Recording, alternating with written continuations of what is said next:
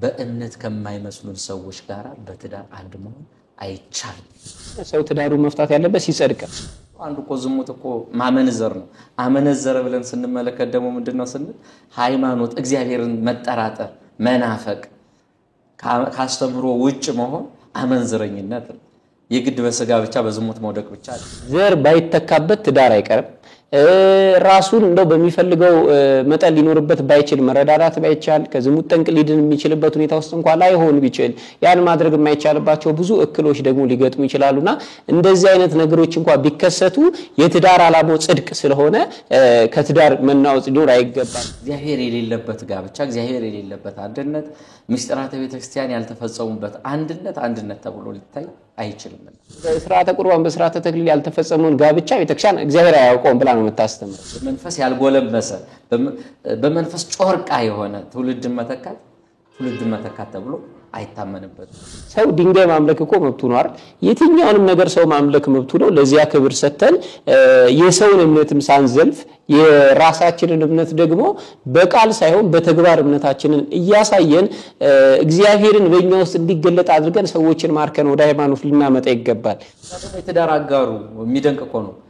ሰንበተ ክርስቲያን ላይ ጧት ቤተክርስቲያን ይመጣል፣ ዕለተ ዓርብ ደግሞ ወደዛኛው ቤተ እምነት ሊሄድ ነው። ምናልባት ለእሁድ ከፕሮቴስታንቱ ጋር ሆነ ጧት ለቅዳሴ እዚህ ሊመጣ ነው። ትንሽ ደግሞ 5-6 ሲሆን ደግሞ አምልኮ ብሎ ደግሞ ወደ ሌላ ቦታ ሊሄድ ነው። ስለዚህ ክርስቶስን ከሰይጣን ጋር ሰይጣንን ከክርስቶስ ጋር ለማስተባበር አንድ ለማድረግ መጣር የሚባለው ነገር ብርሃንን ከጨለማ ጋር አንድ ለማድረግ ከሚባለው አስተምሮ ጋር ሊጋጭብን ነው። ዘንስር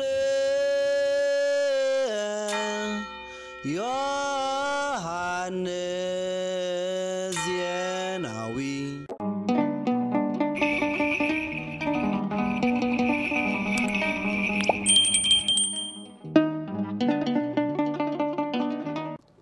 በስመ አብ ወወልድ ወመንፈስ ቅዱስ አሐዱ አምላክ አሜን። ሰላም እግዚአብሔር ከሁላችሁ ጋር ይሁን። ውድ የዘንስር ሚዲያ ተከታታዮቻችን እንደምን ቆያችሁ? ይህ በየሳምንቱ ሰኞ የምናቀርብላችሁ ቤተክርስቲያን በዚህ ጉዳይ የተሰኘው አምዳችን ነው።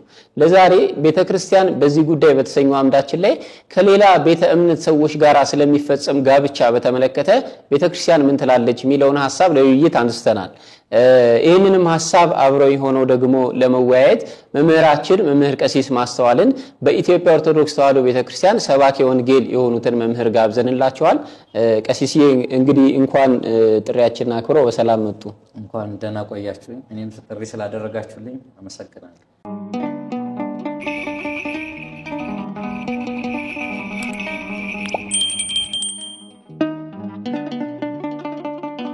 በመጽሐፈ መክብብ ምዕራፍ 13 ቁጥር 4 ላይ ማይቶተ ቤተክርስቲያን ብርሃን ዓለም ቅዱስ ጳውሎስ መጋባት በሁሉ ዘንድ ክቡር ነው፣ መኝታውም ህድፈት ርኩሰት የለበትም ብሎ ሲናገር እንሰማለንና ጋብቻ ቅዱስ የሆነ ህይወት መሆኑን ቤተክርስቲያናችን ታስተምራለች። ዛሬ በዋናነት እንድናነሳው የፈለኩት ሐሳብ ከሌላ ቤተ እምነት ጋራ የሚደረግ ጋብቻን በተመለከተ ነው። ቀጥታ ወደዚህ ሐሳብ ከመምጣታችን በፊት ግን እንደው ይህንን መርሃ ግብር ለሚከታተሉ ሰዎች የጋብቻን ምንነት ደግሞ ጠቆም አድርጎ ማለፉ ተገቢ ይመስለኛልና ቀሲስ ውይይታችንን ከዚህ እንጀምር። እስኪ ጋብቻ ምንድነው? ቤተክርስቲያናችን ትምህርት ዓለም ጋብቻን የምትተረጉምበት የምትፈታበት የራሷ የሆነ የጋብቻ ትርጉም አላት። ቤተክርስቲያንስ ጋብቻ እንዴት ታየዋለች? እሺ ጥሩ እይታ ነው። እንግዲህ ስለ ጋብቻ ምንነት ከማየታችን በፊት እግዚአብሔር የሰው ልጅ በባህር ያልቆ በጸጋ አብልጦ በአርአያውና በአምሳሉ በመፍጠር ስሙን ቀድሶ መንግስቱን እንዲወርስ ዓላማ አድርጎ እግዚአብሔር የሰው ልጅ ፈጥሮታል። በዚህ ሂደት ውስጥ ግን እግዚአብሔር የሰው ልጅ በአርአያውና በአምሳሉ ሲፈጥረው ብቻውን ይሆን ዘንድ መልካም አይደለምና የምትመቸው ረዳት እንፍጠርለት በማለት እግዚአብሔር የሰው ልጅ በአርአያው በአምሳሉ ወንድና ሴት አድርጎ እንደፈጠራቸው መጽሐፍ ቅዱስ ይነግረናል። እዚህ አውድ ላይ ስንመለከት እግዚአብሔር ለሰው ልጅ ያለውን ፍቅርና ክብር በሁለት መልኩ በደንብ አድርጎ አስረድቶ ይገልጣል። አንደኛው ምንድነው ስንል ከፍጥረታት ሁሉ በባህር ያልቆ በጸጋ አብልጦ መፍጠሩ ለሰው ልጅ ያለውን ክብር ይናገራል። ሁለተኛ ደግሞ የሰው ልጅ በማይመች አካሄድ ከዲያብሎስ ጋር በተጠመደ ጊዜ ስጋውን በኃጢአታችንና በበደላችን ይላል ቅዱስ ጳውሎስ ሲናገር፣ በኃጢአታችንና በበደላችን ሙታን በነበርንበት ጊዜ ከወደደን ከታላቅ ፍቅሩ የተነሳ አዳነን ይላል። ክርስቶስ እኛን ለማዳን ወደ ቀድሞ ክብራችን ለመመለስ የጎሰቆለው ባህሪያችንን ለማደስ ምን አተጋው ስንል ለኛ ያለው ትልቅ ፍቅር ነው። ዮሐንስ ወንጌላዊ በወንጌሉ ላይ ምዕራፍ 3 ላይ ስናነብ የሚነግረን ነገር ምንድነው? እግዚአብሔር አንድያ ልጁን አሳልፎ ለሞት እስኪሰጥ ድረስ ዓለምን እንዲሁ ወዶታል ይላል።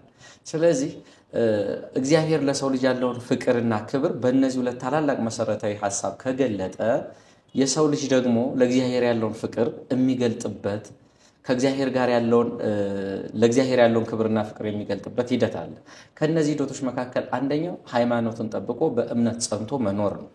በዚህ ሂደት ውስጥ ግን ሲጓዝ እግዚአብሔር የሰው ልጅ ወደርሱ እንዲደርስ እርሱንም እንዲያስደስት በፍጹም ልቡ በፍጹም ነፍሱ በፍጹም ሐሳቡ እግዚአብሔርን ብቻ እንዲያመልክ ከሰጠው የህይወት መንገዶች መካከል አንደኛው ክቡርና ቅዱስ የሆነ የድንግልና የምንኩስና ህይወት ነው።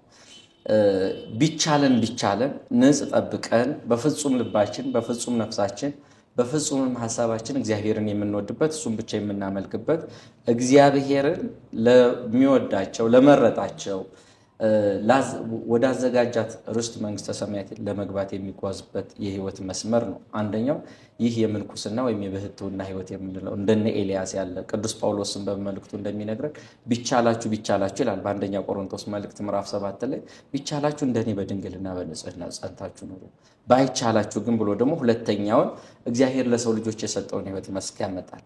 ይህ ምንድነው ስንል የጋብቻ ህይወት ነው። እንግዲህ ስለ ጋብቻ ምንነት ስንመለከትና ስናነሳ እግዚአብሔር ለፈቀደላቸውና ለመረጠላቸው ለዚህ ህይወት ለተመረጡ አካላት የሰጠው የህይወት መንገድ ነው። መስራቹም ሰጪውም እግዚአብሔር ነው። እንዴት ባለ አይነት መልኩ ጋብቻን እግዚአብሔር ለሰው ልጆች መስርቶ ሰጠ ስንል እንግዲህ ከመጀመሪያው ከቀዳማይ ፍጥረት ከሆነው ከአዳም ጀምሮ ነው። ለአዳም የምትመቸውን ረዳት የሆነችውን ሔዋንን እግዚአብሔር በፈቃዱ በአዳምም ጥያቄ መሰረት ወደ አዳም አምጥቷታል። በዚህ አውድ ስንመለከት ወይም ደግሞ ስናየው ሔዋንን ለአዳም አዳምን ለሔዋን ሲፈጥርና ሲሰጥ አንድ ልብ ሐሳቢ አንድ ቃል ተናጋሪ አድርጎ በጋብቻም ሲያስተሳስራቸው ጋብቻው የተፈጸመበት ቦታና በጋብቻ ውስጥ ደግሞ ያለው አካል ደግሞ ሊታይና ሊመረመር ይገባል። ጋብቻ የሚሆነው ቦታው በቤተክርስቲያን ወይም በገነት አምሳል፣ ሁለተኛው ደግሞ ሁለቱ ሙሽሮች ወንዱና ሴቱ ባሉበት ደግሞ ሁለቱን አንድ የሚያደርግ ደግሞ ማን ነው ብለን ስንመለከት እግዚአብሔር ነው። እግዚአብሔር የሌለበት ጋብቻ እግዚአብሔር የሌለበት አንድነት ምስጢራተ ቤተክርስቲያን ያልተፈጸሙበት አንድነት ተብሎ ሊታይ አይችልምና ስለዚህ እንዲህ ባለ አውድ የተሰራ እንዲህ ባለ ሂደት የተመሰረተ ጋብቻ ምንድነው የሚለው ነገር ስንመለከት አንደኛ ጋብቻ መሰረታዊ የሆነ ንጹህ የሆነ መኝታው ንጹህ የሆነ ክቡር ነው። እንግዲህ ክቡር ያልንበት ምክንያት ምንድነው ስንል ለሰው ልጅ እምቀድመ ዓለም ከዓለም መፈጠር አስቀድሞ በአምላክ ሊና ታስባ ትኖር የነበረችው ለሰው ልጆችም ህጉን ትእዛዙን ሃይማኖትን ጠብቀው ለሚጓዙ አካላት የሰጣትን የሰራትን ቅድስት የሆነችውን ሰማይቷ ኢየሩሳሌም የሚወርስበት በእግዚአብሔር ፊት በክብር የሚኖርበት ኃጢያትን ርኩሰትን በደልን ከህይወት የሚያስወግድበት የተባረከ መስመርና ህይወት ስለሆነ ነው። ስለዚህ ይህ ጋብቻ ውስጥ የሚኖር ሰው በዚህ ጋብቻ ውስጥ የሚመላለስ ሰው ጋብቻውን በምን አይነት መልኩ ሊረዳው ሊጠብቀው ይገባል ስንል የጋብቻን ዓላማ በመረዳት ሊኖር ይገባል። እነዚህ የጋብቻ ዓላማዎች ስለ ጋብቻም ከጋብቻን ከማን ጋር ልፈጽምም ለሚሉ በኋላ ለምናነሳቸው መሰረታዊ ነጥቦች የሚረዱ ሐሳቦች ናቸው። በሃይማኖት እንደመኖር እግዚአብሔርን እንደማስደሰት ምክንያቱም የሰው ልጅ መጀመሪያና መሰረታዊ ዓላማው ምንድነው ስንል ስሙን መቀደስ ክብሩን መግለጥ መንግስቱን መውረስ በዚህ ህይወት እግዚአብሔርን ለማምለክ ለሱም ለመገዛት ደግሞ በዚህ ምድር መኖር መቻል አለበት። በዚህ ምድር ሲኖር ደግሞ የመኖሪያ ህይወቱ መስመሩ ቅድም እንዳነሳ ነው ሁለት ናቸው። ወይ የጋብቻ መስመር ነው ከተቻለው ደግሞ የድንግልና ህይወት የምንኩስና ህይወት ነው። ስለዚህ ጋብቻን መስመር የመረጠ ሰው በመጀመሪያ ስለ ጋብቻ ዓላማ ሊረዳ ይገባል። ደግሞ በቤተክርስቲያናችን አስተምሮ ፍትሐ ነገሥቱም እንደሚናገረው ጋብቻን አስቦ ለመጣ የቤተክርስቲያናችን አካል ወይም ደግሞ ቤተሰብ ለሆነ አካል ቤተክርስቲያናችን ሥርዓተ ምንኩስናን ታስተምራለች። ምንኩስናን ለመመንኮስ አስቦ የመጣን ደግሞ ስለ ጋብቻ ታስተምራለች። ለምን ሚዛናዊ የሆነ ዕውቀት እንዲኖረው ማለት ነው። ስለዚህ ከዚህ አግባብ እንደው ስለ ጋብቻ ለማወቅና ለመረዳት ስንመለከት የጋብቻ ዓላማው ምንድነው ስንል አንደኛው መረዳዳት በደንብ ሊሰመርበት የሚገባ ግን ትልቁ ነጥብ መረዳዳቱ ምንድነው ነው። አሁን ብዙ ጊዜ የምናየው የምናስተውለውም ነገር መረዳዳትን ስጋዊ በሆነ አውድ ብቻ ኢኮኖሚያዊ በሆነ አውድ ብቻ ወይም ደግሞ ጊዜያዊና ምድራዊ በሆነ ህይወት ብቻ እናየዋለን። ግን እግዚአብሔር አዳምን ለሔዋን ሔዋንንም ለአዳም ሲሰጥ ትልቁ የመረዳዳት አውድ ምንድነው ስንል አዳም ወደ እግዚአብሔር በሚያደርገው የህይወት ጉዞ ወይም ደግሞ ሔዋን ወደ እግዚአብሔር በመታደርገው የህይወት ጉዞ ውስጥ ጥንተ ጠላት ከሆነው ከዲያብሎስ ከፍትወተ ስጋ ልዩ ልዩ ከሆኑ የፈተና ምንጮች የሚመጣውን ፈተና ድል በማድረግ የእግዚአብሔር መንግስት ለመውረስ በሚያደርጉት ጉዞ ውስጥ ባል ለሚስቱ ሚስትም ለባሏ በመርዳት ውስጥ መሰረታል። ስለዚህ ትልቁ የመረዳዳት ሃይማኖታዊ መረዳዳት አለ፣ መንፈሳዊ መረዳዳት አለ ማለት። ስለዚህ ሊሰመርበት ይገባል። ይሄ መረዳዳት የምንለው ባል ወደ እግዚአብሔር በሚያደርገው ጉዞ ሚስት ልታግዘው ነው፣ ልታበረታው ነው፣ ከፍ ልታደርገው ነው። በሃይማኖት በምግባር በትሩፋት እግዚአብሔርን ደስ በሚያሰኝ መንፈስ ቅዱስ የሚሰራበት መንፈስ ቅዱስ የሚመራው ትዳር እንዲሆን በሚመችና ለመንፈስ ቅዱስ በሚመችና በሚያምር መልኩ ትዳሩ እንዲመራ መረዳዳቱ መናበቡ ያስፈልጋል። ሁለተኛው ደግሞ አሁንም ዘር መተካት እዚህ ጋር ልብ ብለን ልናየው የሚገባው ሁለተኛው አሁንም ዘር መተካት ማለት በስጋ የሚመስሉንን ትውልዶች ማፍራት አይደለም። ትልቁና መሰረታዊ ነገር የትዳር ትልቁ አንድምታን ስንመለከት ለምሳሌ በሉቃስ ወንጌል ምዕራፍ 1 ላይ ስለ ወንጌል ለመናገር ስለ ነገረ ክርስቶስ ለማምጣት ሉቃስ ሲዘግብ ትልቅ አነሳስን ይነሳል። ወሃሉ ሀዱ ካህን ዘስሙ ዘካርያስ አንድ ካህን ነበረ ዘካርያስ የሚባል ደግሞ ኤልሳቤጥ የምትባልን ሚስት ያገባ። እነዚህም ሁለት የትዳር አጋሮች ደግሞ በእግዚአብሔር ፊት ያለ ነውር ያለ ነቀፋ እንግዲህ አስተውሉ። ሰው በሰው ፊት ቅዱስ ሊመስል ይቻላል እንደው በሰውየው በእግዚአብሔር ፊት ግን ቅዱስ ለመሆን ንጹህ ሆኖ ለመታየት ጻድቅ መሆን ይጠበቃል። ስለዚህ እነዚህ ሁለት የትዳር አጋሮች ካህኑ ዘካርያስና ቅድስት ኤልሳቤጥ ያለ ነውር ያለ ነቀፋ በእግዚአብሔር ፊት ሲኖሩ ሳለ ብዙ ተባዙ ምድርን ሞሏት የሚለው የትዳሩ ትልቁ እና ሁለተኛው ዓላማን አልተሳካላቸውም ነበር። ግን እግዚአብሔርን አልቀደሙትም ማለት ምን ማለት ነው? በሃይማኖት በጾም በጸሎት ተጸምደው እስከ መጨረሻው ድረስ እግዚአብሔርን ይጠብቁ ነበር። በመጨረሻውም ሰዓት ግን ሴቶች ከወለዱት መካከል ይላል በማቴዎስ ወንጌል ምዕራፍ 11 ከቁጥር 11 ላይ ስናነበው እንደ መጥምቀ መለኮት እንደ ቅዱስ ዮሐንስ ያለ የተወለደ የለም በማለት ታላቅን ዘር በእውነቱ መለኮትን የሚያጠምቅ በአዲስ ኪዳንና በብሉይ ኪዳን መካከል ያለ የንስሐን ጥምቀት አጥማቂ የነበረ መንገድን የሚጠርግ የሰው ልቦና የሚያስተካክል ከእግዚአብሔር የራቀውን ወደ እግዚአብሔር የሚያቀርብ የወደቀውን የሚያነሳ የተሰበረውን የሚጠግን ታላቅ ትውልድን አፍርቷል። ብዙ ቅዱሳንን የምናየው። ስለዚህ ዘር ተካው ማለት በስጋ የሚመስለኝ እጅግር አይን አፍንጫ ወይም ደግሞ በአጠቃላይ ይሄ የምንመለከተው ሰዋዊ ተክለ ሰውነት ያለውን ተካው ማለት ብቻ ሳይሆን በሃይማኖት በእምነት በምግባር እግዚአብሔርን የሚያስደስት በህይወቱ እግዚአብሔርን የሚያስቀድም ትውልድን መተካት። ስለዚህ ይሄ ሁለተኛው የትዳር አንድምታ ነው።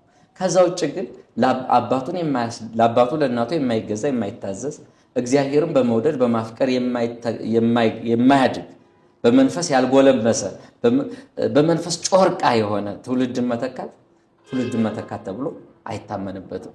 ስለዚህ ሁለተኛው መሰረታዊ ነጥብ ይሄ ነው። ስለዚህ እነዚህን መሰረት ያደረገ ነገር የትዳር ምንነት ነው። ይህንን የትዳር ምንነት ልንረሳው አይገባም።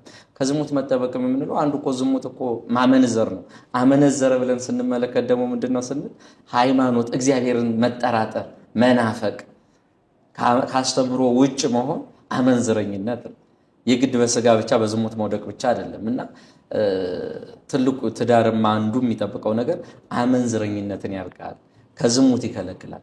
ንጽሐ ስጋን እንድንጠብቅ ንጽሐ ነፍስን እንድንጠብቅ ከኃጢአት እንድንርቅ እግዚአብሔርን የሚያስደስት እግዚአብሔር በእኛ የሚደሰትበትን ህይወት እንዲኖረን የሚያስችል ነው። ስለዚህ ትዳር ከሞላ ጎደል ይህን የሚመስል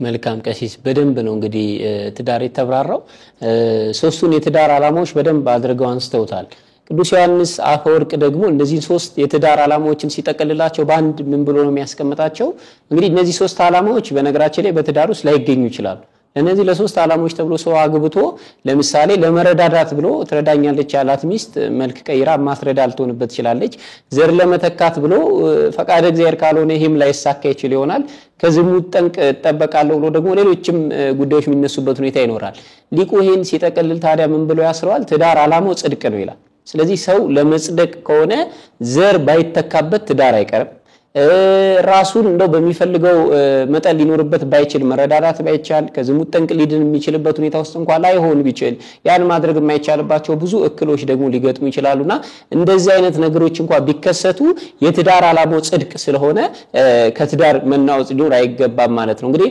ሰው ትዳሩን መፍታት ያለበትስ መቼ ነው የሚለው በዚሁ አያይዘን ስንፈታ የትዳር ዓላማው ጽድቅ ከሆነ ሰው ትዳሩን መፍታት ያለበት ሲጸድቅ አይደል ስለዚህ ጽድቅ ያለው ብሎ እስኪያስብ ሰው ደግሞ የሚጸድቀው ወይ እግዚአብሔር ፈቅዶለት ሞትን ሳይሲሰወር ነው አለያ ደግሞ ሞት በተባለ መግቻ ህይወቱ ሲገታ ነው ስለዚህ እነዚህ ሁለት ነገሮች ህይወታችን እስኪከሰቱ ድረስ ለመጽደቅ ብለን ወደ ትዳር ህይወት ልንገባ ይገባል ማለት ነው ቀሲስ እንደው በጣም ጥሩ ነገር ነው መግቢያችን ሊያነሳ ነውና ክርስቲያን ከሆነ በይወልጥ ደግሞ ክርስቲያኖች ሁለት አይነት የህይወት መስመር ነው ያለን ወይ እናገባለን አለያ ደግሞ ቅዱስ ጳውሎስ ብትወዱ እንደኔ ብትሆኑ ወዳለው እንዳለ በንጽህናችንን ጠብቀን በመንኩስና በድንግልና ህይወት እንኖራለን ዛሬ በተለይ በዚህ በከተማው ከሁለት ውጭ ሆኖ የሚኖሩ ሰዎች እየበዙ መጥተዋል የትዳር ዓላማ የላቸውም የመንኮስ ሐሳብ ምናልባት ያው የሰውን ልብ የሚያውቅ እግዚአብሔር ስለሆነ እኛ እናውቅም ሊኖራቸው ይችላል ግን በጣም ረጅም ጊዜያቸውን ከትዳርም ከመንኩስና የሚወጥርቀው በከተማ ውስጥ የሚኖሩ ሰዎች አሉ እንደ ቤተክርስቲያን በዚህ ጉዳይስ ምን ትላለች ይቻላል ወይ ሳያገቡም ሳይመነኩሱም ዝም ብሎ የመኖር ህይወት ይፈቀዳል ወይ የሚለውን ሐሳብ እንመልከት አያይዘን ደግሞ ቀሲስ እንግዲህ ጋብቻ ስንል ያው በሶስት አይነት መልኩ ይመስለኛል ጋብቻ ዕውቅና የሚኖረው እንደ ሀገራችን ህግ በሽማግሌዎች ስብስብ ወይ በሃይማኖታዊ መንገድ አለ ደግሞ በመዘጋጃ ቤት ህጋዊ ሲሆን በቤተክርስቲያናችን ግን በሥርዓተ ቁርባን በሥርዓተ ተክሊል ያልተፈጸመውን ጋብቻ ቤተክርስቲያን እግዚአብሔር አያውቀውም ብላ ነው የምታስተምረው በቤተክርስቲያን ትልቅ ክብር ያለው ጋብቻ ይሄ ብቻ ስለዚህ ኦርቶዶክሳውያን ከሥርዓተ ቁርባንና ከሥርዓተ ተክሊል ውጪ ጋብቻ መፈጸም አይችሉም ይሄ ግልጽ የሆነ ትምህርት ነው አንዳንድ ሰዎች ግን በመዘጋጃ ቤት ጋብቻቸውን የሚያደርጉበት ሁኔታ አለ ይሄንን ደግሞ ካህናት በሰርጋቸው ላይ ተገኝተው እንደው በሙዚቃ በዘፈን እግዚአብሔር በሚያወደው መልኩ ሆኖ ፕሮግራማቸው ተገኝተው ግን ካህናት ሙሽሮቹን ሲባርኩ ማዕድ ሲባርኩ እንደው ካህናቱ የሚባርኩትስ ቀጥሎ ያለውን ሙዚቃ መርሃ ግብር ነው ወይ እስኪባል ድረስ የሚሆኑበት ሁኔታ አለና ይሄስ እንዴት ነው ተገቢ ነው ወይ የሚለውን እስኪ አያይዘን አንስተን እንለፍ እሺ መልካም ጥሩ ነው ምናልባት እንደ ቤተክርስቲያናችን አስተምህሮ ቀድምም እንዳነሳው ዕውቅና ያለው መጀመሪያ ላይ ለመንካት ሞክር ያለው ጋብቻ ለመባል ሶስት መሰረታዊ ነገሮች ያስፈልጉታል አንደኛው መሰረታዊ ጉዳይ ምንድነው ስንል ጋብቻው የሚፈጸምበት ቦታ ወይም ደግሞ የሚፈጸምበት ሂደት እንግዲህ የጋብቻ መስራቹም አመሰራረቱም ሂደቱም ምንድነው ስንል መነሻችን ከአዳምና ከሔዋን ትዳርን የመሰረተው እግዚአብሔር ጋብቻን የመሰረተው እግዚአብሔር ነው እግዚአብሔር የሌለበት እግዚአብሔር የማያውቀው አንድነት ሊመጣ ይችላል ሁለት ሴትንና ወንድን በጋብቻ ዓላማ አንድ አርጎ የማስተሳሰር የማዋሃድ ሁለትነቱን የማጥፋትና አንድነቱን የማንገስ ወይም ደግሞ የማጽናት ስልጣኑ የእግዚአብሔር ነው ስለዚህ ትልቁ ነገር ምንድነው ስንል እግዚአብሔር ባለበት የእግዚአብሔር የክብሩ መገለጫ በሆነችው እግዚአብሔር በምህረት እግዚአብሔር በፈውስ እግዚአብሔር በይቅርታ እግዚአብሔር በአምልኮት በሚገለጥባት በቅድስት ቤተክርስቲያን ብቻና ብቻ የሚፈጸመው ማለትም በሁለቱ ሂደት አንደኛው በተክሊል ሥርዓት ክብራቸውን ንጽህናቸውን ለጠበቁ አካላት ሁለተኛው ደግሞ በማዕስብ ጸሎት ተደርጎ በቁርባን ይህ ደግሞ ምናልባት ድንጋሌ ስጋቸውን ያልጠበቁ የሳቱ የወደቁ ወንድሞች ካሉ በንስሐ ተነስተው ስለዚህ ቦታው የት ነው ስንል ቤተክርስቲያን የገነት አምሳል በሆነ አንደኛውና መሰረታዊ ነጥቡ ለጋብቻ ይሄ ነው ሁለተኛው አካል ደግሞ ምንድነው ስንል ሁለቱ አካላት ናቸው ከጋብቻ በፊት ሁለት አካላት የሆኑ ሁለት መነሻ ያላቸው ሁለት የተለያየ ነቅ ያላቸው በትዳር አንድ ለመሆን የተዘጋጁ ሙሽራውና ሙሽሪት ነገ ባልና ሚስት የሚሆኑት አካላት ናቸው። ስለዚህ ከነዚህ ውስጥ አንዱ ሲጎል መቼም ጋብቻን ያለ ባል ማሰብ አይቻልም። ጋብቻን ያለ ሚስት ማሰብ አይቻልም። ያለ ሴቷ ወይም ያለ ወንዱ ማሰብ እንደማይቻለው ሁሉ ጋብቻን ያለ ቤተክርስቲያንና ያለ እግዚአብሔር ማሰብ አይቻልም። ስለዚህ ጋብቻው የሚጸናው በቅዱስ ሥጋው በክቡር ደሙ ነው። ለዚህ ነው ቅዱስ ቁርባን ወይም ደግሞ የመድኃኔዓለም ቅዱስ ሥጋ ክቡር ደም የሚስጥራት ሁሉ አክሊል የሚባለው። ምክንያቱም ሁሉም ሚስጥራት ምስጢር ሆነው የሚጸኑት በምንድን ነው ስንል በሥጋው ደሙ። ጥምቀት ያለ ሥጋው ደሙ አይታሰብም። ማን ነው ክህነት ያለ ቅዱስ ሥጋው ያለ ክቡር ደሙ አይታሰብም። ንስሐም በተመሳሳይ መልኩ ተክሊል ወይም ደግሞ ጋብቻ ያለ ሥጋው ደሙ ያለ ክቡር ደሙ እንደ ቤተክርስቲያናችን አስተምህሮ አይፈቀድም። ምናልባት ይህንን እንክርዳድ የሆነ ዘር ማንዘራብን ብለን ስናነሳ ከግራኝ አህመድ ወረራ ወዲህ የመጣ አሉታዊ የሆነ ተጽዕኖ ነው። አኗኗራችን 15 ዓመት የነበረው ግዛት ክርስቲያናዊ የሆነ አስተምህሯችንን እንድንዘነጋና እንድንረሳ አድርጎናል። ስለዚህ የቤተክርስቲያን መምህራን ነን የምንል አካላት ልጆቻችንን ምእመናኑን የምናጸናበት የምናስተምርበት ሂደት ነገር ቢኖር እውነተኛውና ቀጥተኛው የቤተክርስቲያን አስተምህሮ ምን ይላል? ሥርዓተ ጋብቻው ምን ያዛል? መጽሐፍ ቅዱስ ምን ይላል? ዛስተጻሐመረ እግዚአብሔር ይፍልጥ ሰብ ብሎ በማቴዎስ ወንጌል ምዕራፍ 19 ላይ እንደሚያነሳው ከቁጥር 6 ላይ እግዚአብሔር አንድ ያደረገውን ሰው አይለየው እንደሚል ሰው ማን ነው አንድነትን የሚፈጥረው ጋብቻን የሚያጸናው ማን ነው እያለን እግዚአብሔር ነው። ያለ እግዚአብሔር ጋብቻ ይጸናል። ግን ይህም ቢሆን እንደው የቤተክርስቲያኒቱን አስተምህሮ በመዝለል በይሉኝታ በአንዳንድ ልዩ ልዩ በሆኑ ምክንያቶች ቤተክርስቲያን የማታስተምረውን የማትመክረውን ጋብቻ ላይ የቤተክርስቲያን አባቶች በመገኘት አንተም እንዳነሳው ሲባርኩም ሲሉ እንስተዋላለን። እንደው ይሄ ምንድነው ችግሩ ብለን ስንመለከት ቤተክርስቲያናችን ወደ ኋላ ዘወር ብላ ልትመለከታቸው የሚገቡ ብዙ የቤተክርስቲያንን አስተምህሮ እየሸረሸሩ ያሉ በይሉኝታም በአንዳንድ የእውቀት እጥረትም ደግሞ ነገ ከነገ ወዲያ ሊስተካከል ይችላል በሚል እይታም ልዩ ልዩ በሆኑ ምክንያቶች የቤተክርስቲያንን አስተምህሮ በሚጻረር መልኩ ስርዓቶች ሲፈጸሙ ወይም ደግሞ ልዩ ልዩ የሆኑ ነገሮች ሲፈጸሙ እናያለን። ከነዚህ መካከል አንዱ የቤተክርስቲያንን አስተምህሮ በሚጻረር መልኩ ጋብቻን የማድረግ ሂደት ነው። ይህ ደግሞ እንግዲህ ያንን ነገር ያደረገ አካል ባደረገው ልክ የሚጠይቀው አካል አለ። ያ የሚጠይቀው እግዚአብሔር ነው። ምናልባት ከፍ ብለን ካህናቱን ከፍ ብለን የቤተክርስቲያኑን አመራሮች ማንናገርበት ሂደት ሊኖር ይችላል። ለምን ስንል ሁሉንም የሚጠይቀው አካል ተጠያቂነቱ ስላለ ስልጣን ሲሰጥ ኃላፊነት ሲሰጥ ኃላፊነትን የሰጠ አካል ስልጣንን የሰጠ አካል ደግሞ ነገ ቆጥሮ መረከቡ ማይቀር ነው። ይሄንን ደግሞ በመጽሐፍ ቅዱስም ያየነው ታሪክ ነው። ምናልባት ከአብይ ጾም እሁዶች መካከል አንደኛው ገብርኄር ይባላል። በገብርኄር ከምናያቸውና ከምንጠቅሳቸው ነገሮች መካከል እግዚአብሔር መክሊትን ቆጥሮ ሰጥቶ የሰጣቸው አካላት መልሶ ደግሞ ቆጥሮ ሲረከባቸው እናያለን። ስለዚህ የተሰጠንን ነገር በተሰጠን ልክ አለመጠቀምና ልጆቻችንም ደግሞ ማወቅ ባለባቸው ልክ እንዲያርጉ አለማድረጋችን ትልቅ ክፍተት ነው። ምናልባት እዚህ ጋር ሳላነሳው ማላልፈው ነገር አንድ ነገር አለ። እንደው ለጋብቻ የሚመጡት አካላት ከታች የትዳር ፍሬ ናቸው። መጀመሪያ ላይ ከክርስቲያናዊ ጋብቻ በፊት ክርስቲያናዊ የብቸኝነት ህይወታችንስ ምን መምሰል አለበት የሚለው ነገር በጣም ሊታሰብበት ይገባል። አንድ ክርስቲያናዊ ሰው ወይም ክርስቲያናዊ ወጣት ነው እንደው የጻነ ዘመኑን እንኳን ብንቶ አንድ ክርስቲያናዊ ወጣት በምን አይነት ክርስቲያናዊ ህይወት ሊኖር ይገባዋል? እንዴት ባለ ሂደት ሊኖር ይገባል? ያ ማለት ነው እግዚአብሔርን እንዲያውቅ ሆኖ እንዴት መኖር መቻል አለበት? ክርስቲያናዊ ከሆነ ዕውቀት ራሱን ሰውሮ ጠቃሚ በሆኑ መንፈሳዊ በሆኑ ዕውቀቶችና ጥበቦች ራሱን እያጎለመሰ ሊያድግ ይገባል። እንደዛ ካልሆነ ግን ቅዱስ ጳውሎስ የቆሮንቶስ ቤተክርስቲያንን የገሰጸበት ቃል እኛንም ሊወጋን ነው፣ እኛንም ሊመለከተን ነው። በአንደኛ ቆሮንቶስ መልእክት ምዕራፍ 3 ላይ ለእግዚአብሔር በማይመች ሕፃንነት አላችሁ ይላል።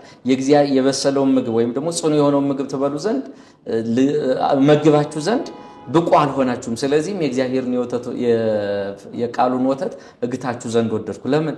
ስጋዊና ደማዊ ስለሆናችሁ እያለ ይናገራል። ስለዚህ ወጣቶች በሚያደርጉት ህይወት ውስጥ ንጽህ ጠብቀው ከኃጢአት ርቀው ቤተክርስቲያን እንዴት ያለውን አስተምሮ ትደግፋለች፣ በምን አይነት ህይወቴን እንድመራ ትመክራለች፣ ምን ታስተምራለች የሚለውን ለማወቅ የሚፋጠኑ ወላጅ ልጁን ሲያሳድግ ምናልባት ምግበ ስጋ እየሰጠ ስጋዊ ጥበብን እንዲያካብት እያደረገ ያሳድጋል። ልጆች የእግዚአብሔር ስጦታዎች ናቸው። እነዚህ የእግዚአብሔር ስጦታ የሆኑ ልጆችን ደግሞ ስናሳድግ በምን አይነት ሂደት ውስጥ ልናሳድጋቸው ይገባል ስንል ፍቅረ እግዚአብሔርን በልቦናቸው ውስጥ እንዲሰርጽ በማድረግ እግዚአብሔርን እንዲወዱት ለሱም በመገዛት እንዲኖሩ በማስቻል ልናሳድጋቸው ይገባል። ስለዚህ እግዚአብሔርን እንዲያውቁ፣ እግዚአብሔርን እንዲያከብሩ፣ እግዚአብሔርን እንዲፈሩ፣ እሱንም እንዲወዱ እያደረግን ማሳደግ ከቻል አሁን ያልነው በሽታ ይመጣል። ካህናቱም ደግሞ የሚያገለግሉትን ሰው ስለሚያውቅ ያው ማጎልመስ ነው። ምንድነው በወንጌሉ ዕውቀትን እየጨመሩ እንዲሄዱ ወንጌልን የማስፈጸም ስራ እኮ ነው። ወንጌልን አስተምሮ የቤተክርስቲያንን አስተምሮ የማስፈጸም ስራ ነው። ከእግዚአብሔር የሚለየውን ወደ እግዚአብሔር የማቅረብ ስራ ነው። ከእግዚአብሔር ጋር አንድ የማድረግ ስራ ነው። ከእግዚአብሔር የተለየን አካል ከሥርዓተ ቤተክርስቲያን ውጭ በሆነ መልኩ ቅዱስ ሥጋው ክቡር ደሙ በሌለበት መልኩ ቤተክርስቲያን በማታስተምረው መልኩ መጓዝ ግን ይህ ስልጣን ያላግባብም እንደመጠቀም ይሆናል። ስለዚህ ልብ ብለን ቆም ብለን ልናስብ ያስፈልጋል። እርግጥ ነው ይህ የጠመመውን ነገር እንዴት ላቅናው፣ እንዴት ላስተካክለው፣ ከመስመር የወጣውን እንዴት ወደ መስመር ልመልሰው የሚለው ነገር ግን ሊቃውንተ ቤተክርስቲያን ቁጭ ብለው መክረውበት ለጠፋው ትውልድ መመለሻ መንገድ የሚዘረጉበት ሥርዓተ ቤተክርስቲያንን ልክ ከዶግሞ ባልተናነሰ መልኩ በትውልዱ ላይ ሰርጾ የህይወታችን አንድ አካል አድርገን እንድንይዘው ማስቻል ይኖርብናል ብዬ አምናለሁ።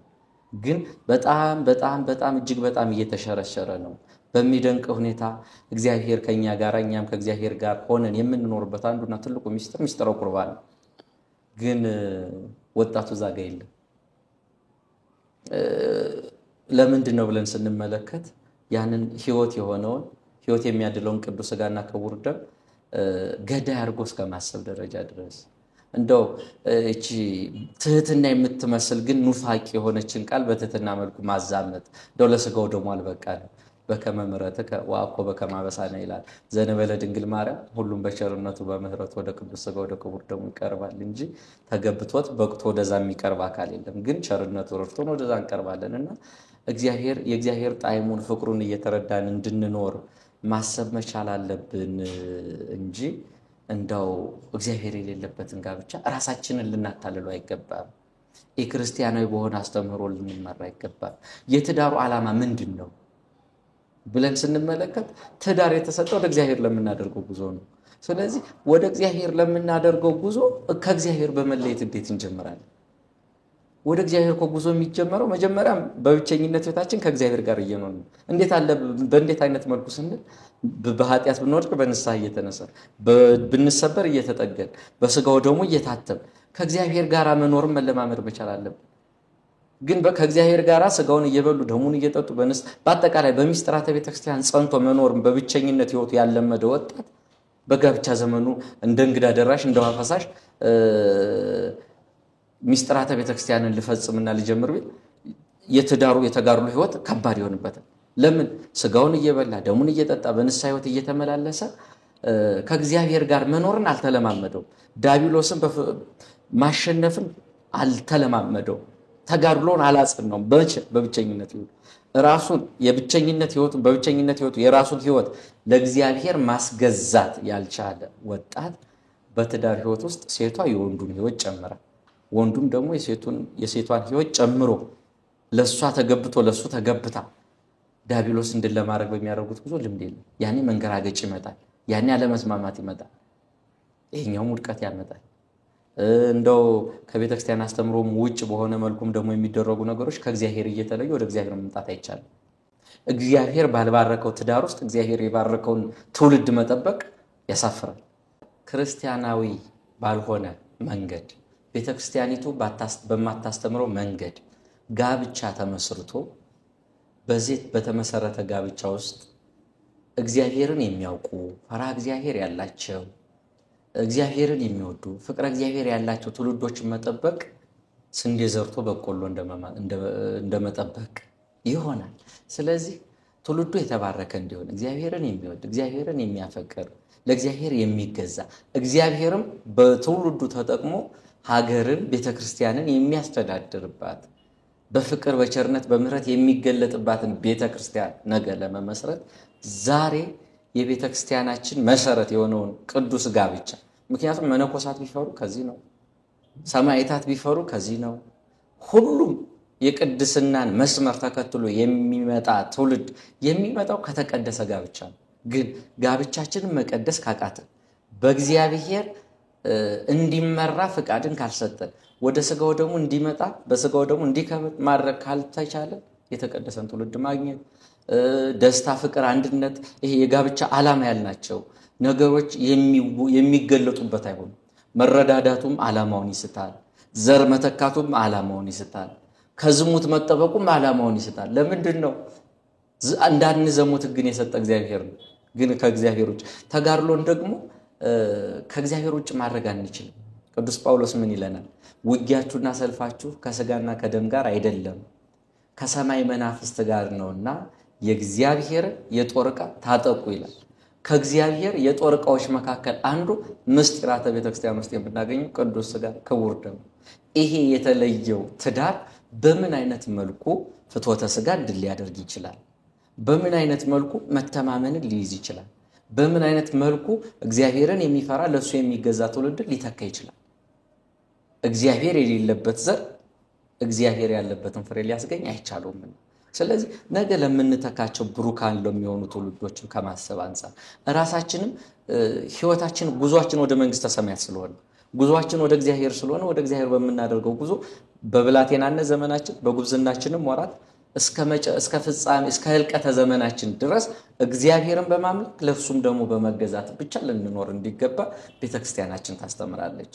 ስለዚህ እንደው ይህንን የቤተክርስቲያን አስተምህሮ ባልሻረ መልኩ መምህረንሳ አበነፍስ ይሆን አባቶች የነፍስ ልጆቻችንን የነፍስ ልጆቻችንን እግዚአብሔርን እንዲያውቁ ኃጢያትን እንዲጠሉ ምክንያቱም ይህ ሰውነት ኃጢያት የማይመጥነው ሰውነት የክርስቲያን ሰውነት የሰው ልጅ ሰውነት ኃጢያት የማይመጥነው ኃጢያት የማይስማማው አይደለም ኃጢያት የማይመጥነው ሰውነት ለምን ብለን ስንመለከት ይህ የክርስቲያን አካል ይህ የሰው አካል እግዚአብሔር አካሉ አርጎት ከእግዚአብሔር አብ ቀኝ ከአባቱ ቀኝ ያስቀመጠው የእግዚአብሔርነትን ክብር የመለኮትነትን ክብር የሰጠው ሰውነት። ስለዚህ የመለኮትነት ክብር የተሰጠውን ሰውነትና አካል ይዘ ከኃጢያት ጋር ማዋሃድ ከእግዚአብሔር ማራቅ ከንጽህና መለየት ከቅድስና አውድ ውጭ ማድረግ በቤተክርስቲያናችን አስተምሯል። ስለዚህ ከእግዚአብሔር በመራቅ ከእግዚአብሔር ጋር አንድ መሆን አንጀምረውምና ቤተክርስቲያናችንም ይህን አታስተምረንምና እግዚአብሔር የሚያውቀው እሱም የሚደሰትበት መንፈስ ቅዱስ የሚባርከው መንፈስ ቅዱስ የሚመራው እንደው ይቅርታና ጋብቻ ውስጥ የቤተሰብ ራስ ባል ይባላል፣ አካል ሚስት ናት ይባላል። ግን ባል በራሱ ሰውነት ስልጣን የለውም፣ ስልጣኑ የሚስቱ ነው እንጂ ይላል። እንግዲህ ምናልባት በትዳር ዓለም ውስጥ ያለን እኔም አንተም ወንድሜ ሁለታችንም በራሳችን ሰውነት ስልጣን የለንም፣ ሚስቶቻችንም ደግሞ በራሳቸው ሰውነት ስልጣን የላቸውም፣ ስልጣን የኛ። ስለዚህ በትዳር ውስጥ በእኔ ሰውነት እኔ ስልጣን ከሌለኝ ስልጣኑ የሚስቴ ከሆነ በትዳሬ ውስጥ ሚስቴ ስልጣን ከሌላት በሰውነቷ በአካሏ ስልጣኑ የኔ ከሆነ በሁለታችንም ሰውነት ስልጣኑ የማን ነው? በጋራ ህይወታችን በአንድነት ህይወታችን ስልጣኑ የማን ነው ስንል ስልጣኑ የመንፈስ ቅዱስ ነው። ባል የራሱን ፍቃድ አይፈጽም፣ ሚስትም የራሷን ፍቃድ አትፈጽም። ባል የሚስቱን ፍቃድ ሚስትም የባሏን ፍቃድ፣ ግን ሁለቱም ደግሞ የማንን ፍቃድ? የእግዚአብሔርን የመንፈስ ቅዱስን ፍቃድ የሚፈጽሙበት ተቋም ነው ትዳር። ስለዚህ ከእግዚአብሔር በመለየት እግዚአብሔርን ባለመስማት በተጀመረ ትዳር ውስጥ እንዴት ብለው የእግዚአብሔርን ፍቃድና ሐሳብ በመስማት ይጓዛል? ምክንያቱም የእግዚአብሔር ፍቃድ ሐሳብ ዓላማ ምንድነው ስንል ጋብቻና ትዳር በቅዱስ ሥጋ በክቡር ደም ይፈጸም። እንደውኛ ሰዎች ነንና ደካማንና እንወድቃለን እንሰበራለን እንጂ ንጽ ጠብቀን በድንግልና ጸንተን በሚስጥራተ ቤተክርስቲያን እንዲሆን ቤተክርስቲያናችን ታስተምረናለች። እና ውድ ምእመናን ልናስተውለው ልንረዳው የሚገባ ከምንም በላይ ኃጢያት እንዳንሰራ ቤተክርስቲያናችን ታስተምረን የቤተክርስቲያንን አስተምሮ እንድንጠብቅ ቤተክርስቲያናችን የምታስተምረን ለእግዚአብሔር ያለንን ፍቅር የምንገልጥበት ፍኖት ስለሆነ ሕግ ትእዛዙን መጠበቅ እግዚአብሔር ይስጥልኝ።